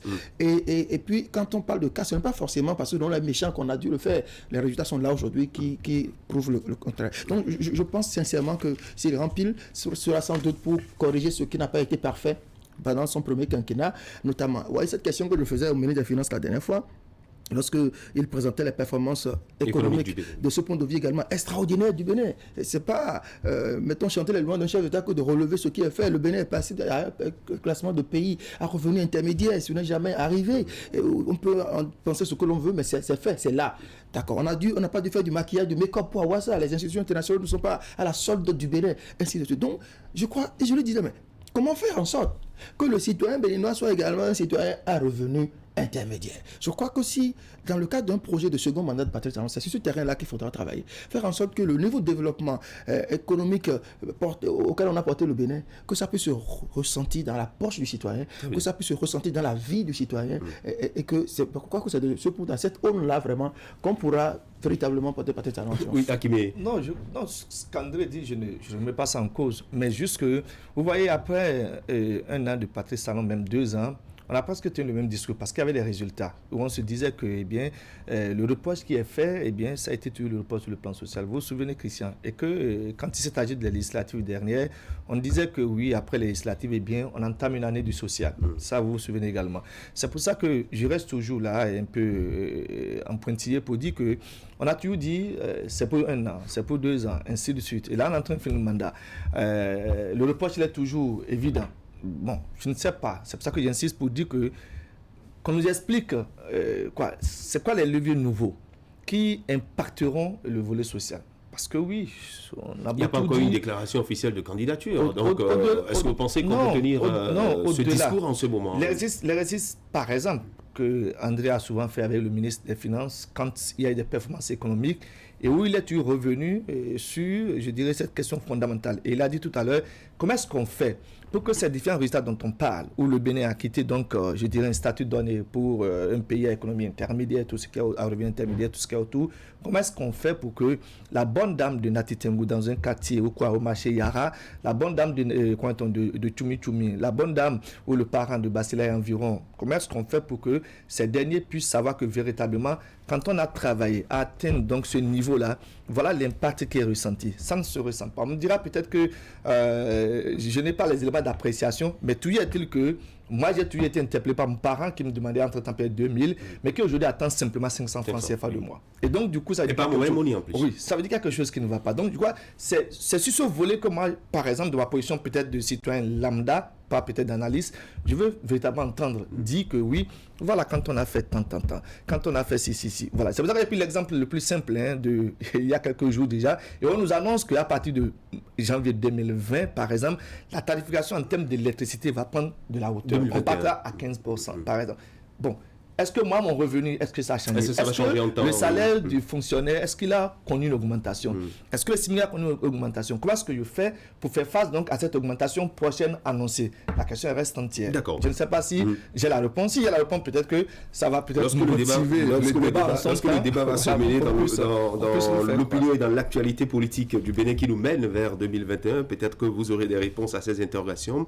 Mais très rapidement, avant de changer de sujet, allons voir le comportement des membres de la coalition de la rupture. Est-ce que cette coalition existe toujours, André? Non, mais écoutez, c'est pas un parti politique, c'est des alliances ad hoc, vous voyez, des de pouvoir, vous voyez, pour permettre aux candidats en lice, notamment pour le second tour, de mettre le maximum de chances de leur côté. Patrice Talon a eu le plus grand nombre de cette coalition au détriment de Lionel Zinsou. Il a été élu président et la majorité des membres de cette coalition ont géré le pouvoir à ses côtés. Chacun d'eux a apporté son expérience, son expertise, son savoir-faire, son engagement pour l'aider à accomplir ce qu'il a pu accomplir aujourd'hui en 5 ans. Et l'honnêteté voudrait que l'on souligne qu'ils ont fait du bon boulot. Ce n'est pas parfait. Il y a beaucoup de choses à corriger, beaucoup d'imperfections, mais le niveau auquel ils ont apporté notre pays aujourd'hui, c'est, comme le dirait Komé Kouché, qui dit qu'un mandat présidentiel, c'est assimilé à un voyage à Porto Novo, Lomé. Il faut souhaiter que celui qui est là puisse porter le voyage jusqu'au niveau de Grand Popo où il a conduit, et pour que vous veniez prendre le relais. C'est cette image, moi, traduit correctement ce qui se passe. Et là, il a mené le taxi quelque part de très, très, vraiment, il a accompli parcouru une distance considérable. Maintenant, au nom de la déception, moi je pourrais citer les médias. Les médias ont été laissés pour compte sous le mandat de Patrice Talon. Ça, il faut pouvoir le dire. De ce qui n'est pas bien fait dans le mandat de Patrice Talon, au-delà de tout, il a quand même fait du bon boulot. Et moi, je pense qu'en 2016, les citoyens béninois qui ont porté le choix sur Patrice Talon ne pensaient pas avoir élu un magicien. Je ne pense pas qu'ils aient cru avoir élu Dieu pour venir faire du miracle et tout parfaitement. C'est pourquoi aujourd'hui, il a beaucoup travaillé, mais aussi il y a un certain nombre d'éléments on reviendra sur le bilan du quinquennat. Je suis sûr et certain, on aura beaucoup de plateaux pour aborder le quinquennat de Patrice Talon, parce que le débat sur la présidentielle va s'ouvrir, même si ça s'ouvre timidement, avec les commentaires que nous avons de part et d'autre et les faits que nous voyons également de part et d'autre. Au-delà des reproches qu'on fait en termes de ce que, eh bien, ce n'est pas encore forcément Vous allez répondre à ma question, trop animé sur le terrain. Les intentions de retour de Patrice Talon que nous lisons sur le terrain sont les mêmes intentions. C'est un peu l'ambiance qui a prévalu quand Patrice Talon devait être candidat. On n'avait pas vu de gros électeurs, on n'avait pas vu des grands... 2015, 2016, c'était toujours des jeunes comme ça. C'était d'abord les ambassadeurs. Il y avait cette histoire d'ambassadeurs. Mais en temps, c'était bien organisé, c'était bien structuré. Là, est-ce que vous sentez qu'il y a une structuration même ici encore, non, les gens, ce qui se fait aujourd'hui, quand on parle l'exemple de quoi, des jeunes de lien national, non, ils sont organisés. C'est d'ailleurs pour ça que vous avez vu un peu leur itinéraire. Ils ont commencé à Cotonou, ils sont allés à Parakou, ils sont allés dans la Takora. Ils n'ont pas fait les 117 comme ils n'ont pas encore fini. Ils sont en train de le faire. C'est-à-dire qu'ils ont un agenda qu'ils sont en train de respecter. Ils ont d'abord marqué un arrêt peut-être pour corriger des choses qui n'ont pas été peut-être bien huilées quand ils sont descendus sur le terrain. Donc, non, je ne pense pas que ce n'est pas organisé. C'est des jeunes qui ont pris l'initiative, ils se sont organisés et ils font le travail sur le terrain. C'est la même chose en son temps aussi quand Patrice Talon était candidat en 2015. C'est toujours des jeunes qu'on a vus au devant de l'actualité. Quand on fait des causes pour Patrice Talon, les présidents de partis et consorts ne s'étaient pas affichés au premier plan. Après, les grands électeurs, vous voulez dire les grands électeurs. Et cette fois-ci, peut-être qu'ils huilaient les trucs au laboratoire, mais on a vu beaucoup plus les jeunes sur le terrain demander peut-être la candidature de Patrice Talon. J'ai l'impression que ça se ressemble un tout petit peu. Peut-être que d'ici à là, bon, la coalition va peut-être réagir. Moi, contrairement à je n'ai pas lu des intentions de retour de Patrice Talon sur le terrain, mais j'ai lu des gens en train d'exprimer leur souhait. Parce que le retour de Patrice Talon, il va aviser, on attend qu'il avise. Bon, c'est déjà pour vous, j'avais un peu. Mais par contre, Ouais, tout le monde ne s'appelle pas Oswald Domeki. Quand vous évoquez 2015, par exemple, décidément, c'est moi qui avec le micro. Donc, quand vous évoquez 2015, oui, c'était construit et c'est allé crescendo jusqu'à s'embraser. Ça a été un truc avant même l'annonce de la candidature de Patrice Talon. Mais ici, c'est dit qu'il y a des jeunes qui veulent se positionner déjà très tôt, avant que le grand débat de la campagne ou bien de la candidature de Patrice Talon ne commence. Ils se positionnent, ils s'affichent déjà dans le projet de nous voulons que Patrice Talon rempile. Le cas de Lokossa, si vous avez fait attention, les jeunes ont remercié le parrain. Donc vous allez comprendre donc, que cette alors derrière toutes ces initiatives, il y a des parrains. Pas d'Agbès Sossou. Donc c'est comme ça, vous avez évoqué le lien national, il y a d'autres rapports nouveaux, ainsi de suite, à Boumé. Il y a des initiatives également qui sont organisées à Boumé. Exactement. Ce sont des initiatives privées, des initiatives de jeunes qui veulent se positionner. Il y en a même peut-être qui veulent se voir dans la poursuite d'un Oswald Domeki pour demain, qui veulent se voir dans la poursuite d'un Jolo à Wandinou ou de Randis, ainsi de suite. Donc ce n'est pas encore quelque chose de bâti, de construire pas la machine au pouvoir, c'est-à-dire Patrice Talon lui-même, ou en tout cas un de ses très proches pour dire, bon, c'est dans le cadre donc, de la réélection. Peut-être que ça va aller crescendo, on va observer, on va suivre tout ça. Oui. Je m'en voudrais de ne pas vous reposer la question faite à André. La coalition existe-t-elle toujours? Non, la coalition, comme l'a dit André, la plupart gèrent le pouvoir en ce moment. Qui est ambassadeur quelque part, qui est député quelque part, qui est patron des structures à caractère sous-régional. Et donc, ne me demandez pas que cette coalition-là encore existante pour quoi que ce soit. Elle va peut-être se retrouver pour... je ne sais pas ce qu'elle va se dire encore, mais bon. On est impatient d'entendre chacun des membres ou l'ensemble de la coalition, même s'il y a certains qui sont plus... Vous l'entendez Salifou, ou vous l'entendez un certain Karimou Chabissika ou Soumanou Moudjaïdou, ambassadeur du Bénin près le Koweït, ou Adovel Andé, ou encore... je ne sais pas. Ils sont nombreux. Matin libre aurait pu citer tous les membres de la coalition. Même ceux qui ne sont plus membres de cette coalition. Ils n'ont cité que ceux qui, justement, sont en train de gérer le pouvoir avec Patrice Talon, d'une manière ou d'une autre. Voilà. On va changer de sujet. Parcours des 60 ans d'indépendance, maintenir le cap ou changer de paradigme. D'abord, est-ce que nous avons la tête à la fête dans ce contexte de crise sanitaire à Guinée? Non, je ne crois pas. Parce que pas plus tard qu'il y a eu une dernière publication de l'évolution de la pandémie du Covid-19. Et on parle encore... 1690 cas. Exactement. Quand on est en plein dans la Covid-19, eh bien, non, c'est pas la fête. Moi, j'ai même pas encore la fête, j'ai même pas encore la tête pour la fête, la Tabaski, avant même de parler d'avoir la tête pour... Vous ne dites pas que vous n'avez pas encore acheté votre mouton. Christian, la Covid serait passée peut-être par là. Bref, c'était une parenthèse. Non, d'une manière ou d'une autre, vous avez déjà eu les signaux. Le gouvernement a su soit l'organisation Grandeur Nature donc, de la fête du 1er août, parce que c'est vrai que les regroupements en sont pour quelque chose. Et aujourd'hui, on est même allé au-delà des regroupements. La maladie a pris une certaine envergure.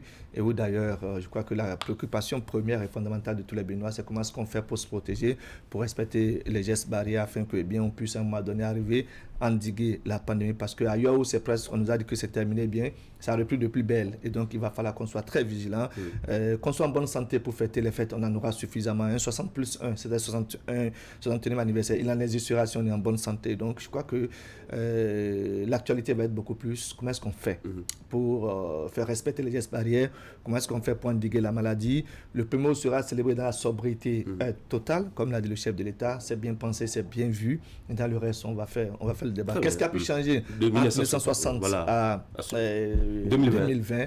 On va faire on aura l'occasion de faire le débat parce que là, au moins, on n'aura plus la tête à nous asseoir, se coucher devant la télévision pour voir le défilé militaire. Peut-être qu'on entendra des débats qui sont donc initiés par les responsables. Mais lorsque vous faites une lecture avec les livres d'histoire, avec tout ce qu'on nous a raconté de 1960 à aujourd'hui, est-ce qu'il faut maintenir le cap ou changer un tout petit peu de paradigme, André Dossa? Mais vous savez que nous évoluons, quoi qu'il arrive. nous ne stagnons pas, au contraire. Je crois que lorsque vous faites le point, le Bénin poursuit son petit bonhomme de chemin sur celui du développement.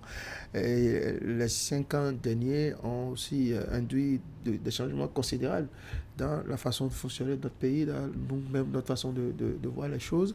Et il faut espérer que cette marche-là, que le progrès puisse se poursuivre, et davantage se poursuivre, et que nos prochaines 60 ans n'aient rien à envier à ces 60 ans que nous bouclons. Je crois que c'est ce qu'il faut souhaiter pour notre pays, et que surtout, et moi c'est ce qui me tient le plus à cœur, que le Béninois se sente vraiment béninois, que le Béninois aime son pays. Nous n'aimons pas assez notre pays, et nous préférons, c'est extraordinaire. Tout ce qui vient d'ailleurs, pour nous, est bon à prendre, et forcément le meilleur vient d'ailleurs. Ce qui est faux. Nous sommes une nation, une grande nation. Nous sommes une nation qui a des enfants qui devraient davantage travailler à l'aimer, travailler à la construire, parce que le sentiment d'appartenance à ce pays, c'est peut-être lié à certaines contingences, des contingences, mettons, politiques ou autres, mais il faut que nous aimons notre pays. Il y a des pays qui n'ont pas offert autant à leur pays, à leur peuple, à leurs citoyens, qui n'ont même rien du tout offert à leurs citoyens, mais qui s'accrochent à leur couleur, qui s'accrochent à leur drapeau, qui s'accrochent au patrimoine de leur pays, mais ici, ce n'est pas le cas. Pas que nos petites querelles entre nous en détail sur notre amour pour notre patrie, notre sentiment d'appartenance à cette patrie, le Bénin. Je crois que c'est ce que je souhaite le plus, au-delà de toute considération. Mais c'est clair que malgré les querelles dont parle André Consort, il va falloir qu'à un moment donné on puisse les transcender. Parce qu'ailleurs aussi il y a des querelles, mais pourtant, je dirais, l'amour de la patrie prévaut. La Côte d'Ivoire a connu 2010, mais pourtant les Ivoiriens sont reconnaissants de ce qu'ils... Quand vous allez en Côte d'Ivoire, vous constatez qu'ils sont fiers d'être Ivoiriens. C'est-à-dire qu'ils font tout, qu'ils ont des identités, ils ont des choses qu'ils font valoir, qui vous amènent à dire attention, ce peuple-là s'aime, malgré que c'est un peuple qui a été déchiré par la guerre. Et si chez nous, qu'est-ce qu'on fait? Nous avons la chance d'être, je dirais, un peu entourés par les pays qui ont malheureusement connu des moments, je dirais, de tension consort. Nous, on s'est vu épargnés. Mais qu'est-ce qu'on fait pour que le patriotisme soit la chose la mieux partagée? Malheureusement, pour consolider les liens. Oui. Je crois qu'il va falloir qu'on travaille à ce niveau-là. On a bien de choses qui constituent l'identité même du peuple béninois.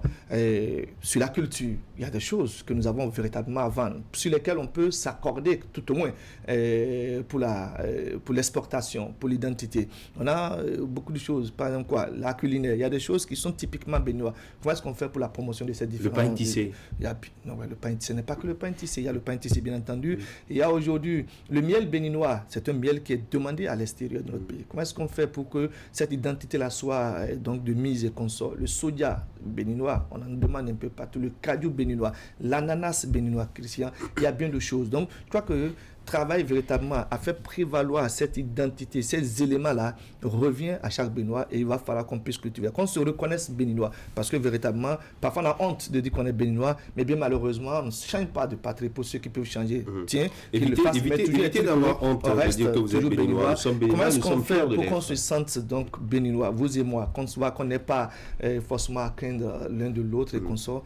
C'est autant de choses sur lesquelles il faut beaucoup plus travailler. C'est pour ça que je crois que repenser peut-être la célébration de la fête du 1er août, oui, d'accord, pour qu'on puisse savoir, est-ce que nous nous identifions à travers notre pays? La question reste fondamentale. Comment est-ce qu'on fait pour nous identifier? Le patriotisme, avoir la possibilité de donner un coup de pouce à l'autre, est-ce que c'est tout d'actualité? Non. C'est mon cher ami Abakar Tako qui parle très souvent de négrine quand il veut parler des Béninois, parce qu'il estime que, bien, on a cette facilité-là à torpiller, je dirais, le Béninois, alors même que nous sommes tous des Béninois. Donc, je crois que ces éléments-là nous amènent parfois à prendre du recul, à se demander, mais finalement, nous sommes dans quel pays là? Donc, repenser la célébration de la fête du 1er août, c'est comment est-ce qu'on fait pour instaurer, je dirais, ce volet patriotisme-là à tous les Béninois. D'accord. C'est l'éducation. L'éducation. C'est l'éducation. Ce n'est que à travers l'éducation qu'on pourra inculquer. Puisque aujourd'hui, vous parlez de quelle éducation? Celle-là qu'on nous inculque à l'école ou en famille, dans la communauté? Il y a une génération qu'on a sacrifiée en arrêtant certains programmes d'études. Vous voyez, en prenant fait des causes pour des programmes bidouillés, ailleurs imposés, on a sacrifié. Parce que nous, on nous enseignait certaines valeurs à l'école. à travers des cours de civisme, la morale, ainsi de suite. Et à un moment donné, on a arrêté ces choses-là. Je crois que c'est qu'à travers l'éducation qu'on pourra encore corriger le tir, en faisant en sorte que les prochaines générations ne soient pas contaminées par les éléments qui nous ont empêchés aujourd'hui, comme c'est pas mon cas en tout cas, je crois que c'est pas aussi le vôtre, des citoyens qui ne se sentent pas fiers de leur pays, pourraient avoir honte d'être béninois. Moi, je n'aurais jamais honte d'être béninois, je n'ai pas de nationalité. Mais ce n'est qu'à travers l'éducation qu'on pourra faire aimer les couleurs, le vert, jaune, rouge, à nos citoyens, aux citoyens béninois de demain. Non, c'est pertinent ce qu'André dit, parce que c'est vrai que nous, on ne l'a pas peut-être très bien connu, des parents avant, nos frères avant nous l'ont connu. Vous voyez un peu toute la ferveur qu'on a allé au mar, à la montée des couleurs les lundis matins, et même à la descente des couleurs les vendredis. Oui. Non, franchement, quoi, on a l'impression même qu'on est souvent pressé de voir le lundi matin. Le lundi matin, on ne présente pas que l'hymne national, il y a des slogans qui s'y accompagnent, il y a bien des choses qui sont dites à l'occasion. Et même quand le coup de sifflet retentit pour la montée des couleurs, vous voyez comment ça amuse en son temps. Quand vous êtes dans une posture donnée, vous avez l'impression qu'il y a quelqu'un à côté qui vous empêche de reprendre la même posture. Donc, ça dit, on est là dans une position. Aujourd'hui, on tient les cérémonies des couleurs dans les administrations publiques. Oui. Quand vous entendez on siffle, les gens s'éculent. Oui. Les gens s'éculent. Oui. Mais c'est pas normal. La posture de vous arrêter. Parce que vous respectez les couleurs. Ce n'est pas le cas. Mais parce que, vous savez, les gens ne pêchent pas ignorance. Est-ce qu'on le leur a appris? Non. Donc, c'est ça. Il y a aussi cette question de transmission. Qu'est-ce que les aînés transmettent aujourd'hui à ceux qui viennent après eux? Rien. Bon, vous savez, tout est politique dans ce pays.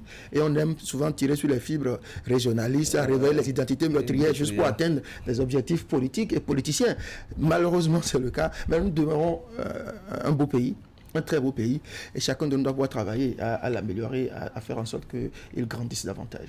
D'accord. Puisque nous aimons tous notre pays, le Bénin, eh bien, d'abord, est-ce que vous êtes accro au jeu de la loterie? Non, ça vous arrive des fois d'acheter un ticket, de gratter? Il y a longtemps, hein. Il y a longtemps que moi, il y a très longtemps, franchement. Il m'arrivait de le faire quand encore j'étais au... En période de galère? Oui, et c'était au collège. C'est-à-dire que vous avez payé votre 300 francs et puis on se dit, c'est possible qu'il gagne 10 000 francs. Mais j'ai jamais perdu, j'ai jamais aussi gagné plus de 10 000. Mais bon, après ça, je crois que j'ai arrêté cette affaire-là. Et vous, André? Vous voulez que je vous dise si je joue ou je ne joue pas? Non, je n'ai pas de réponse à votre question. C'est un peu que vous ne jouez pas? Je n'ai pas de réponse à votre question. Il faut en avoir pour jouer. Non. Alors, mais j'ai la décision de...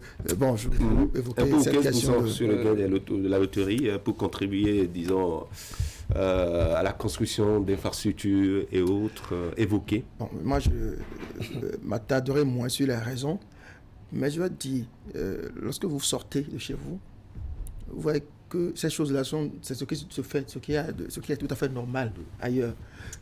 Lorsque vous gagnez de l'argent, vous devez payer des taxes sur ce que vous gagnez. C'est un réflexe ailleurs. Mais ici, sinon, on ne nous a pas habitués à ça. Lorsque les gens annoncent, les autorités annoncent, ça nous paraît... Parfois, ça fait dresser les cheveux sur la tête. Mais je crois que nous n'avons pas des dirigeants, mettons, méchants, mécréants ou des gens, des malfaiteurs qui pensent qu'il faut nuire. Je ne pense pas. Il n'y a pas un seul citoyen à qui on donne la responsabilité, mais qui l'exerce seulement dans l'intention de faire du mal, de nuire. Et si la loterie a donc décidé de prélever des tas sur les gains de ces parieurs, de ces joueurs, vous voyez, c'est pour renflouer les caisses de l'État. Mais il y a un danger aujourd'hui par rapport à certaines décisions prises. Lorsqu'on a mis fin à certains partenariats, parlant toujours des paris sportifs, vous voyez, les Béninois se ruent sur l'international. Je ne pense pas que le gouvernement béninois ait moyen de prélever de l'argent sur les OneXBet.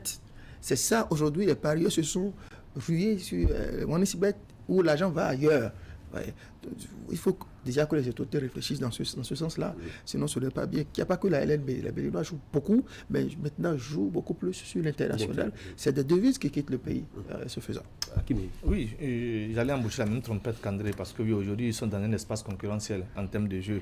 Et les OneXBet, si vous prenez un échantillon de 10 jeunes, vous en trouverez 8 ou tout au moins 7 qui sont abonnés à ce jeu de OneXBet là, franchement quoi. Donc du coup je me dis, est-ce qu'en proposant cette affaire de 15%, parce que ça se faisait déjà quoi, il paraît que les parieurs, ceux qui jouaient donc au Paris Mutuel Urbain, se voit déjà depuis 2017, récupérer cette histoire de 15% comme ça. Bon, aujourd'hui, on va étendre ça au niveau donc de tous les autres jeux de la Loterie nationale du Bénin. C'est vrai que le slogan de la LNB, c'est quoi? Les lots gagnants, les bénéfices à la communauté, à la nation et consort. Est-ce que les bénéfices qui venaient à la nation n'étaient déjà pas aussi important et tout ça, je ne sais pas trop, mais toujours est-il qu'il va falloir, comme l'a dit André, qu'on repense véritablement cet état de choses, parce qu'il n'y a rien à faire, à l'international c'est ouvert, et puis quand je prends mon téléphone portable et que je mets à jouer sur X1Bet, je ne sais pas qu'est-ce qu'il envoie à l'État béninois, aucun franc, 0 franc. Ce n'est que le réseau social avec lequel que j'utilise pour faire le travail qui me récupère les frais de connaissance consort. Donc en gros, oui, d'accord, il faut prélever, mais je crois qu'il va falloir repenser et bien expliquer ça. C'est vrai que le DG, on l'a entendu hier oui. Dans son argumentaire, d'accord, mais à côté, comme l'a dit, l'espace il est ouvert et donc on ne peut pas tout contrôler, quoi. Super. Voilà. Merci à vous, Akimé. Merci à vous, André Doussa. Très bonne journée. On retrouvera toute l'équipe lundi prochain ou bien la semaine prochaine pour d'autres sujets à débattre en plateau. Nous allons observer la pause et en ouverture de deuxième partie, il sera question de parler environnement, la vulnérabilité des femmes au changement climatique, comment accroître leur résilience en milieu rural. Ce sera avec Fulbert Adjumerossou et son invité, Dr Parfait Blalogwe. Il est directeur en sciences de l'environnement. Alerte coronavirus. Le coronavirus est une maladie respiratoire grave qui se manifeste notamment par une toux sèche, le rhume, une forte fièvre, des difficultés respiratoires. Si vous ressentez l'un quelconque de ces symptômes, que faire? Restez chez vous et appelez immédiatement le SAMU au 95 36 11 04 ou au 95 36 11 02 pour être pris en charge gratuitement. Attention, ne sortez pas. Attendez que les agents viennent à vous. N'allez pas dans une structure de santé, ni dans une pharmacie, ni chez votre médecin traitant. Vous contribuez ainsi à maîtriser la pandémie.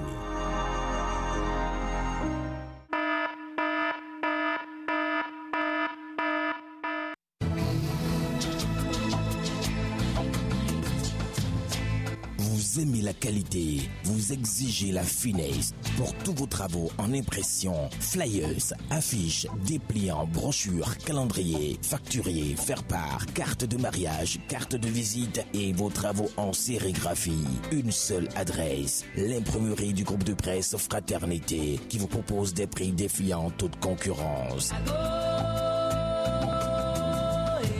Imprimerie Fraternité, c'est une équipe dynamique avec du matériel de dernière génération capable de vous produire en quantité, qualité et avec célérité. Imprimerie Fraternité, nous sommes situés à Ménotin dans l'avant de la station Sonacop. Contact 97 60 79 34 95 34 10 47. À l'imprimerie du groupe de presse Fraternité, la qualité est garantie.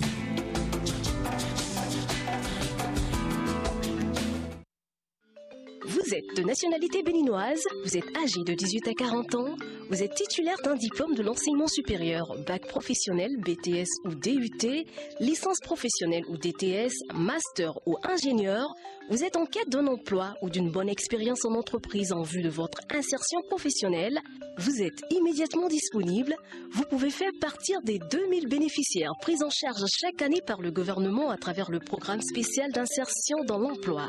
Pour ce faire, rendez-vous sur le site www.psie.bj. Remplissez les champs destinés aux candidats à l'emploi, inscrivez-vous et soumettez votre dossier. La suite réservée à votre dossier vous sera notifiée par SMS, par mail ou sur votre compte utilisateur PSIE que vous êtes invité à consulter fréquemment.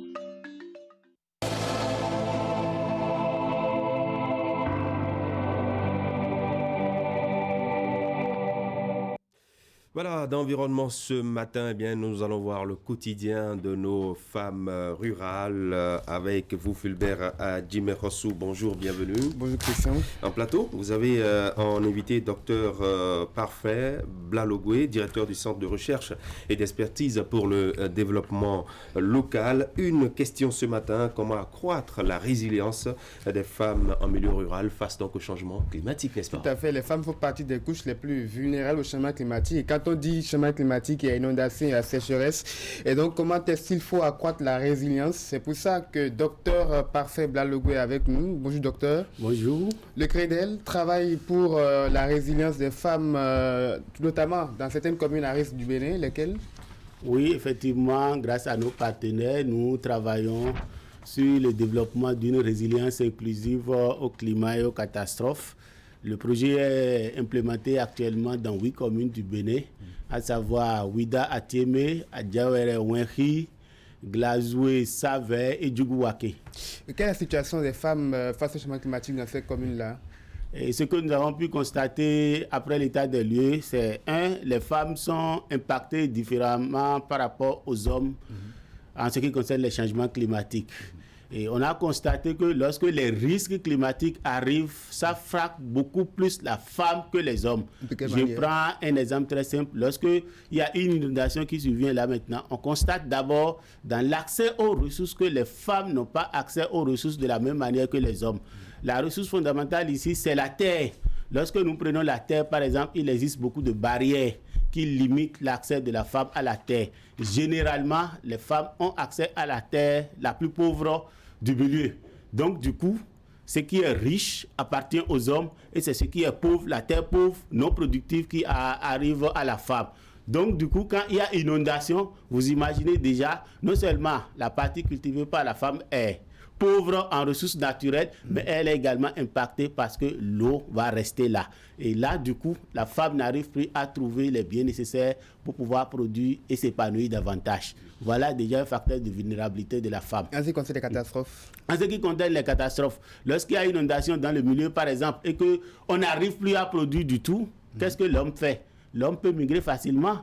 Si c'est en milieu rural où il n'y a plus possibilité de survivre, il viendra rapidement en ville, prendre sa moto et commencer par faire zème. Mais en ce moment, qu'est-ce que la femme fait? La femme est obligée de rester dans le milieu, soit pour se débrouiller avec de petites activités. Même si ces activités ne marchent pas dans le milieu, elle est obligée de rester pour pouvoir subvenir grâce à ces activités-là. Et non seulement, elle a également la charge des enfants et des personnes âgées qui sont dans le milieu. Donc, du coup, non seulement sa journée de travail augmente, parce que quand elle se lève maintenant, non seulement elle doit pouvoir faire ses activités à elle, mais elle va s'occuper des enfants et s'occuper du vieillard qui est dans la maison. Donc, du coup, sa journée de travail augmente et par conséquent, elle dispose de moins de temps pour aller s'investir dans les activités productives, ce qui accentue davantage sa vulnérabilité. Or, en ce moment, l'homme est en ville, en train de mener ses activités, en train de faire sa vie normalement et revenir après maintenant pour pouvoir envoyer un peu de ressources de l'autre côté et demander comment la famille se porte. On sait qu'avec le changement climatique, les ressources en eau diminuent considérablement. Est-ce que là aussi, les femmes ont des difficultés d'accès à l'eau potable quand il s'agit des changements climatiques? Oui, ça fait partie de l'un des facteurs qui accentue davantage la vulnérabilité de la femme. Quand je prends les ressources en eau, par exemple, si dans la localité, il y avait un point d'eau qui permet quand même à la localité de s'approvisionner et on avait l'accès facile à ce point d'eau à moins de 500 mètres. Et entre-temps, ce point d'eau se tarit. Vous imaginez que le point d'eau qui se trouve à plus d'un kilomètre ou 2 kilomètres qui doit aller chercher la ressource en ce moment, c'est toujours la femme qui doit se déplacer, faire la marche sur 1 kilomètre ou bien utiliser le vélo sur 1 kilomètre et aller chercher l'eau pour ramener dans le ménage. Donc, si elle avait l'habitude de consacrer 30 minutes pour aller chercher la ressource eau, du fait du tarissement de ce point d'eau qui est non loin de la localité ou bien qui se retrouve dans la localité, elle consacre désormais 2 heures de temps pour aller chercher encore la ressource pour ramener dans le ménage. Et du coup, ça veut dire qu'elle travaille davantage. Si entre-temps, elle a l'habitude de cesser ses activités domestiques à 20 heures, du fait du rallongement du temps pour aller chercher de l'eau, par exemple, elle peut aller jusqu'à 22 heures. Ce qui joue non seulement sur sa capacité physique, mais ça joue également sur son rendement au niveau des activités productives. Est-ce qu'il y a des facteurs nouveaux qui ont été révélés par des études réalisées récemment par le CREDEL, notamment dans le cadre du développement d'une résilience au changement climatique, le DERIC? Oui, on a constaté plusieurs types de facteurs nouveaux et quand on prend le Bénin par exemple, on a toujours pensé qu'il y a des lois qui sont votées qui facilitent l'accès à la femme aux ressources au même titre que les hommes. Mais c'est toujours resté au niveau national. Dans les communautés, ce n'est pas vrai. Parce qu'il y a des communautés qui disent que la femme n'hérite pas du tout de la terre. Ça continue de demeurer au Bénin jusqu'à présent, où on dit non. Dans quelle communauté? Bon, pour ne pas stigmatiser les gens, sinon, on allait créer d'autres choses. Sinon, il y a des localités, en tout cas dans les communes d'intervention, nous avons pu constater, quand on prend par exemple le sud du Bénin, lorsque nous sommes dans Atiémé, on dit par exemple que les femmes n'ont pas droit à accès à la terre. La terre appartient normalement aux hommes. Et c'est les hommes maintenant qui doivent céder une partie. Quand on dit céder là, on te met là. On met la femme là en attendant. Donc du coup, la femme n'a pas le contrôle sur cette ressource-là. Quand nous parlons de contrôle, ça sous-tend beaucoup de choses. C'est du coup, lorsqu'on constate que cette terre-là devient fertile, du jour au lendemain, l'homme va dire à la femme, mets-toi de côté, c'est moi qui reste là désormais. Donc du coup, lorsque la terre donne, ça appartient à l'homme. Lorsqu'elle est pauvre et ça ne donne pas, ça appartient à la femme. Ça veut dire que ça joue forcément sur la production du bien du milieu. Ça, nous l'avons constaté. En dehors de ça également, il y a des barrières.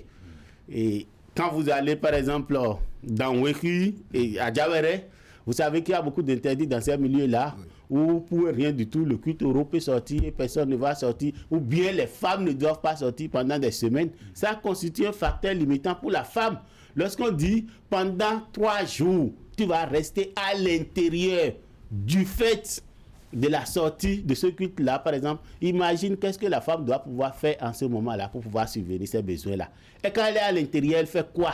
Comment ça va se passer? S'il y a des ressources du milieu, en ce moment où les hommes peuvent aller exploiter, d'aucuns diront que mais il y a naturellement leur mari là pour aller apporter la ressource. Mais les femmes veulent, dans ce cas-là, ils font quoi? Les femmes qui sont en situation d'handicap, elles font quoi? Comment elle va pouvoir subvenir à leurs besoins? Ce sont des facteurs qui limitent également l'adaptation de la femme au changement climatique. Mais lorsque nous laissons tout ça là et qu'on voit maintenant la garde des enfants, la charge familiale, ce que nous appelons généralement les activités reproductives, c'est-à-dire ces activités-là ne donnent pas un gain, mais ça permet d'entretenir le ménage. Lorsqu'on passe sur ce côté-là, c'est toujours la femme qui doit s'occuper de la personne âgée, qui doit s'occuper des enfants, qui s'occupe parfois même de l'homme, du mari, lorsqu'il est malade. Ça veut dire que tout ça là revient également à la femme. Donc plus les changements climatiques impactent le milieu, impactent les ressources du milieu, plus ça impacte davantage la femme. Il y a des points de sortie.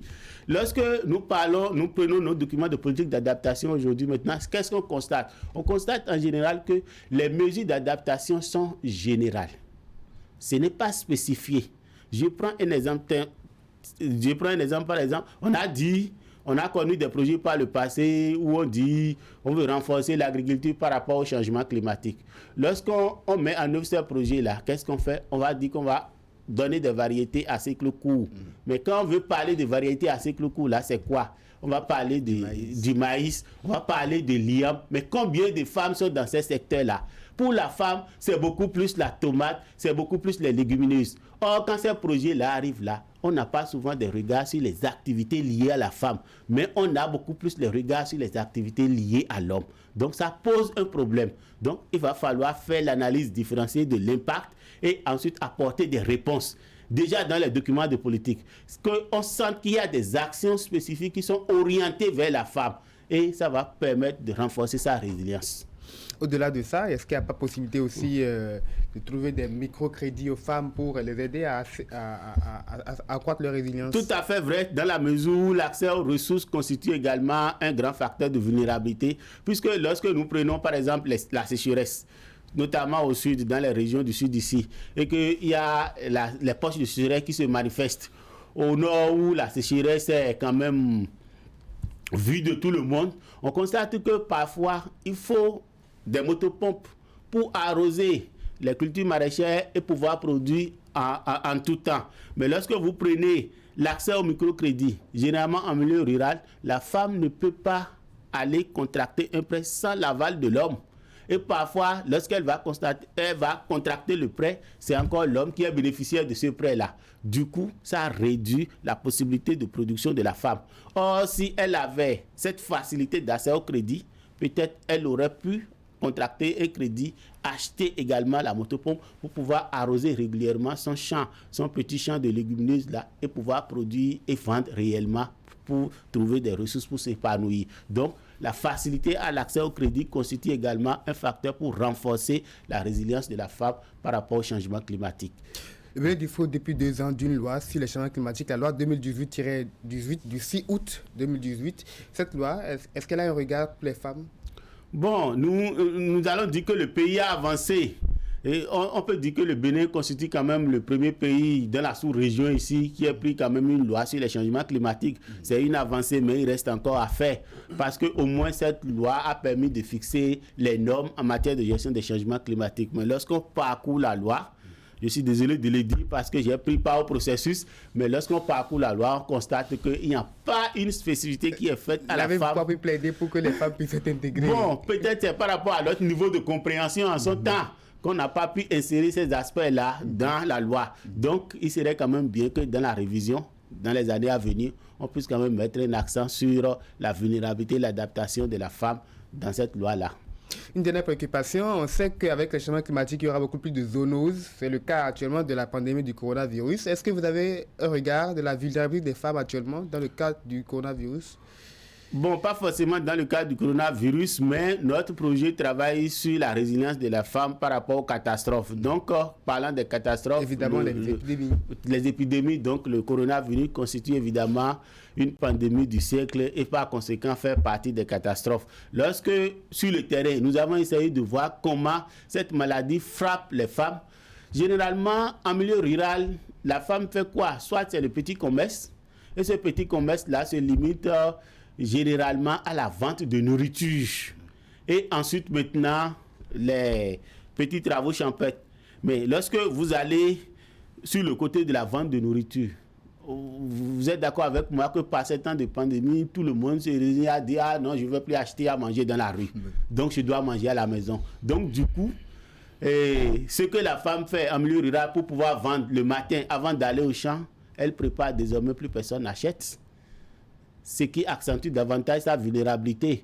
Et l'autre facteur également, du fait que son activité l'amène à se promener de ménage en ménage. Ça veut dire qu'elle augmente le risque, elle est plus exposée à contracter le virus. Or, elle ne peut que faire ça là pour pouvoir subvenir à ses besoins. Donc, ça frappe à double titre la femme par rapport à ses activités et par rapport à son exposition pour pouvoir contracter rapidement le virus. Et quand on fait tout ça là, à supposer que rien de tout ça ne touche à la femme. Lorsque ça touche les enfants du ménage, ça touche déjà la femme. Lorsque ça touche le mari, ça touche déjà la femme. Lorsque ça touche la personne âgée, ça touche déjà la femme. C'est comme si la femme est au centre de tout ça. Donc du coup, il va falloir trouver des mesures pour encadrer davantage les femmes pour leur épanouissement et pour leur résilience par rapport au climat et aux catastrophes. Et des acquis, par exemple, en matière de lavage de mains, des dispositifs. On sait que les femmes travaillent beaucoup plus en groupement. Des groupements de gari, des groupements de tapioca, des groupements de ci et ça. Est-ce qu'on peut trouver des moyens pour les aider à respecter les gestes barrières tout en conservant cette pratique de travail en groupe? Oui, ces moyens, par exemple, nous, dans le cadre du projet, on a essayé de fabriquer, grâce aux partenaires, grâce à l'appui des partenaires, on a fabriqué des dispositifs de lavage des mains qu'on a mis à la disposition de ces groupements de femmes bénéficiaires des actions de nos projets pour pouvoir respecter ne serait-ce que le lavage des mains. Ensuite, maintenant, on essaie de les conseiller également sur la distanciation prônée par les mesures gouvernementales afin qu'elles puissent respecter cela tout en menant leurs activités. Mais toujours est-il que ces matériels-là sont insuffisants. Si les gouvernants peuvent quand même essayer de doter davantage ces groupements de femmes de beaucoup plus de matériel, ça serait intéressant. Merci, docteur Parfait Blalogo. Je rappelle que vous êtes le directeur du Centre de recherche et d'expertise pour le développement local. Oui. Merci, Christian. Merci à vous, Fulbert Adimerosso, docteur. Merci beaucoup. Très bonne journée du jeudi. Nous observons la pause. Je vous reviens juste après. Afi est une cliente d'Orabank Bénin qui vit en France. Le compte d'épargne est désormais rémunéré à 4% l'an jusqu'à 25 millions de francs CFA. Elle a communiqué son email qui lui permet de recevoir les informations sur les produits. Kofi vit à Agla. Il ne savait pas qu'un GAB Orabank y a été installé récemment. Il a communiqué son nouveau numéro de portable. Désormais, il suit par SMS l'actualité de sa banque. Leïla est chef d'entreprise. Recevoir les relevés bancaires par courrier est contraignant. Elle a transmis à sa banque son email et celui de son comptable. Ils reçoivent tous deux les relevés électroniques de l'entreprise. Avec votre pièce d'identité valide, rendez-vous en agence pour actualiser vos informations. Téléphone, email, adresse géographique, etc. Et repartez avec un cadeau. Participez aussi à une tombola et gagnez des lots. Mieux vous connaître pour mieux vous servir. Orabank, un partenaire à votre écoute. Merci à toute l'équipe de réalisation, merci à William. On va poursuivre votre matinale d'Actu Matin avec quoi? Oui, avec la revue de presse.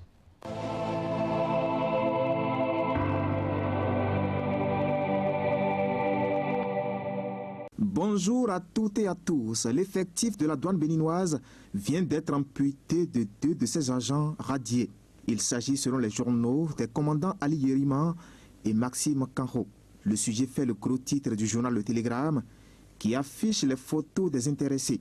Ils ont été conduits des rangs des disciples de Saint-Matthieu pour avoir fait des traitements frauduleux de déclaration de marchandises. Lutte contre la corruption et la prévarication au Bénin, titre Fraternité à sa de une. 2 douaniers passent à la trappe. À en croire le journal, les faits remontent au mois de février-mars 2020 à la recette des douanes Cotonou-Port. Dans la procédure de déclaration de marchandises, détaille mon confrère, Ali Yerima ne s'est pas conformé aux prescriptions de l'attestation de vérification documentaire en abaissant la valeur conférée à la marchandise dont il assurait la déclaration. Quant à Maxime Kanho, surnommé Capidoubé, ajoute Fraternité, il a, après la procédure de liquidation, dévié vers un abaissement. Des fautes qui, en croire la nation, ont généré un manque à gagner au trésor public. Et appelés à s'expliquer devant leur conseil de discipline, les 2 agents n'ont pas fourni des arguments pour se dédouaner, rapporte le quotidien du service public. Conséquence, le conseil de discipline a proposé leur radiation, ce qui a été entériné par le conseil des ministres en sa séance d'hier mercredi 22 juillet 2020. Sanction contre les traitements frauduleux de déclaration de marchandises, le conseil des ministres valide la radiation de 2 douaniers, peut-on lire en bas de une du journal L'événement précis. Et selon la quasi-totalité des journaux, cette radiation intervient après une sanction disciplinaire de 60 jours d'arrêt de rigueur. Avec la radiation de ces 2 inspecteurs des douanes, écrit La Nation, on se rend compte à l'évidence qu'une fois de plus, le dispositif mis en place contre la fraude au niveau des services de douane porte ses fruits. Le journal s'étonne tout de même de l'existence de telles pratiques malgré la répression en vigueur depuis peu, surtout avec l'avènement de la Cour de répression des infractions économiques et du terrorisme CRIET. En tout cas, commente Fraternité, c'est fini les temps où l'administration publique est considérée comme un refuge où l'agent peut commettre tous les impairs sans être inquiété. Cap est désormais mis par le chef de l'État et son équipe sur la transparence, l'équité et la bonne gouvernance, conclut Fraternité. Le projet de construction d'un complexe hôtelier de type moderne à Ouida prend progressivement corps. Les publications nous apprennent ce matin que le Conseil des ministres a décidé d'autoriser une mission d'assistance à la maîtrise d'ouvrage en vue de la conception et du développement de cette infrastructure prévue pour être érigée près de la porte du non-retour à Djegbadji dans la commune de Ouida. L'information fait le gros titre du quotidien La Nation. Tourisme mémoriel à Ouida, écrit le journal. L'ossature du complexe hôtelier de la Marina dévoilée. Selon le quotidien du service public, le dit complexe hôtelier comprend un théâtre de verdure pour la fête des religions endogènes et diverses manifestations culturelles, un parking paysager de 350 places, des jardins de souvenirs, l'esplanade touristique avec restaurants, bars et sites de divertissement, la reconstruction d'un bateau négrier, une zone hôtelière d'environ 130 lits, bref, un méga projet créateur de richesses et d'emplois et un outil de rayonnement du Bénin à l'international. Avec ce projet, conclut La Nation, la cité historique de Ouida reprendra sa place dans l'histoire et dans le temps. Le quotidien Fraternité nous informe de la réhabilitation les jours à venir des infrastructures de débarquement des produits halieutiques dans les départements du Mono et de l'Atlantique. Il s'agit, selon le journal, des infrastructures érigées en 2010 mais qui n'ont jamais pu être mises en service et ont plutôt été vandalisées. Elles constituent 12 plateformes de transfert installées autour du lac Kayemé dans les communes de Pomassé, Koumé et Boupa, précise la publication. Des infrastructures qui, en croient la nation, constituent un important moyen de système amélioré de collecte des crevettes destiné à l'exportation et répondant aux normes internationales. Protection des eaux et promotion des ressources halieutiques, le Bénin met les bouchées doubles, affiche à manchette le quotidien Fraternité pour lequel le Bénin tend vers la ratification des protocoles additionnels de la Convention d'Abidjan. Dans la suite, ce matin, la crise sanitaire mondiale, le taux de contamination et de décès s'alourdissent de jour en jour au Bénin, informent les journaux. À la date d'hier, mercredi 22 juillet 2020, le tableau sanitaire de l'Organisation mondiale de la santé affiche un total de 1690 cas confirmés, avec 763 personnes sous traitement, 893 personnes guéries et 34 décès. Et selon Fraternité, il y a une augmentation de 88 nouveaux cas confirmés pour 3 nouveaux décès, mais un grand nombre de nouvelles guérisons. Un nombre de guérisons estimé à 110 personnes en 5 jours. Et à Fraternité de nous informer qu'en Afrique, le Bénin occupe le 27e rang des pays les plus affectés par la pandémie. Toujours dans la suite, ce matin, le quotidien La Nation est allé à la rencontre du président de l'Institut des professionnels des marchés publics pour savoir davantage le rôle de cette structure portée sur les fonds baptismaux le 23 novembre 2019 et qui régit désormais cette corporation au Bénin. Et son président, Ali Daye Koti, déclare à la une du quotidien du service public que l'IPMP entend encourager la transparence et la fluidité des procédures de passation de marchés publics. L'homme a aussi parlé dans les colonnes du journal de la vocation de cette organisation qui sonne le glas à la diversité des procédures pour harmoniser au sein des acteurs la compréhension de la législation. C'est l'essentiel à retenir ce matin de l'actualité, vue et commentée par les journaux. Merci de m'avoir suivi et à demain.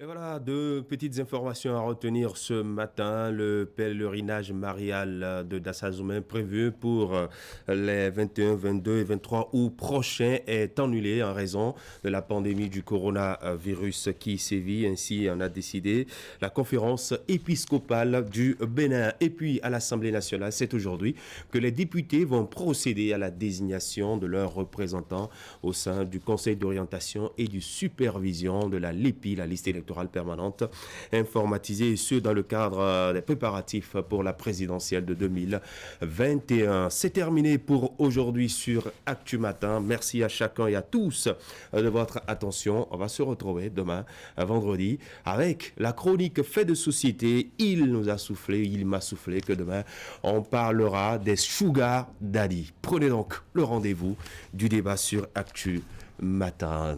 Très bonne journée du jeudi et surtout, gardez le sourire. Au revoir.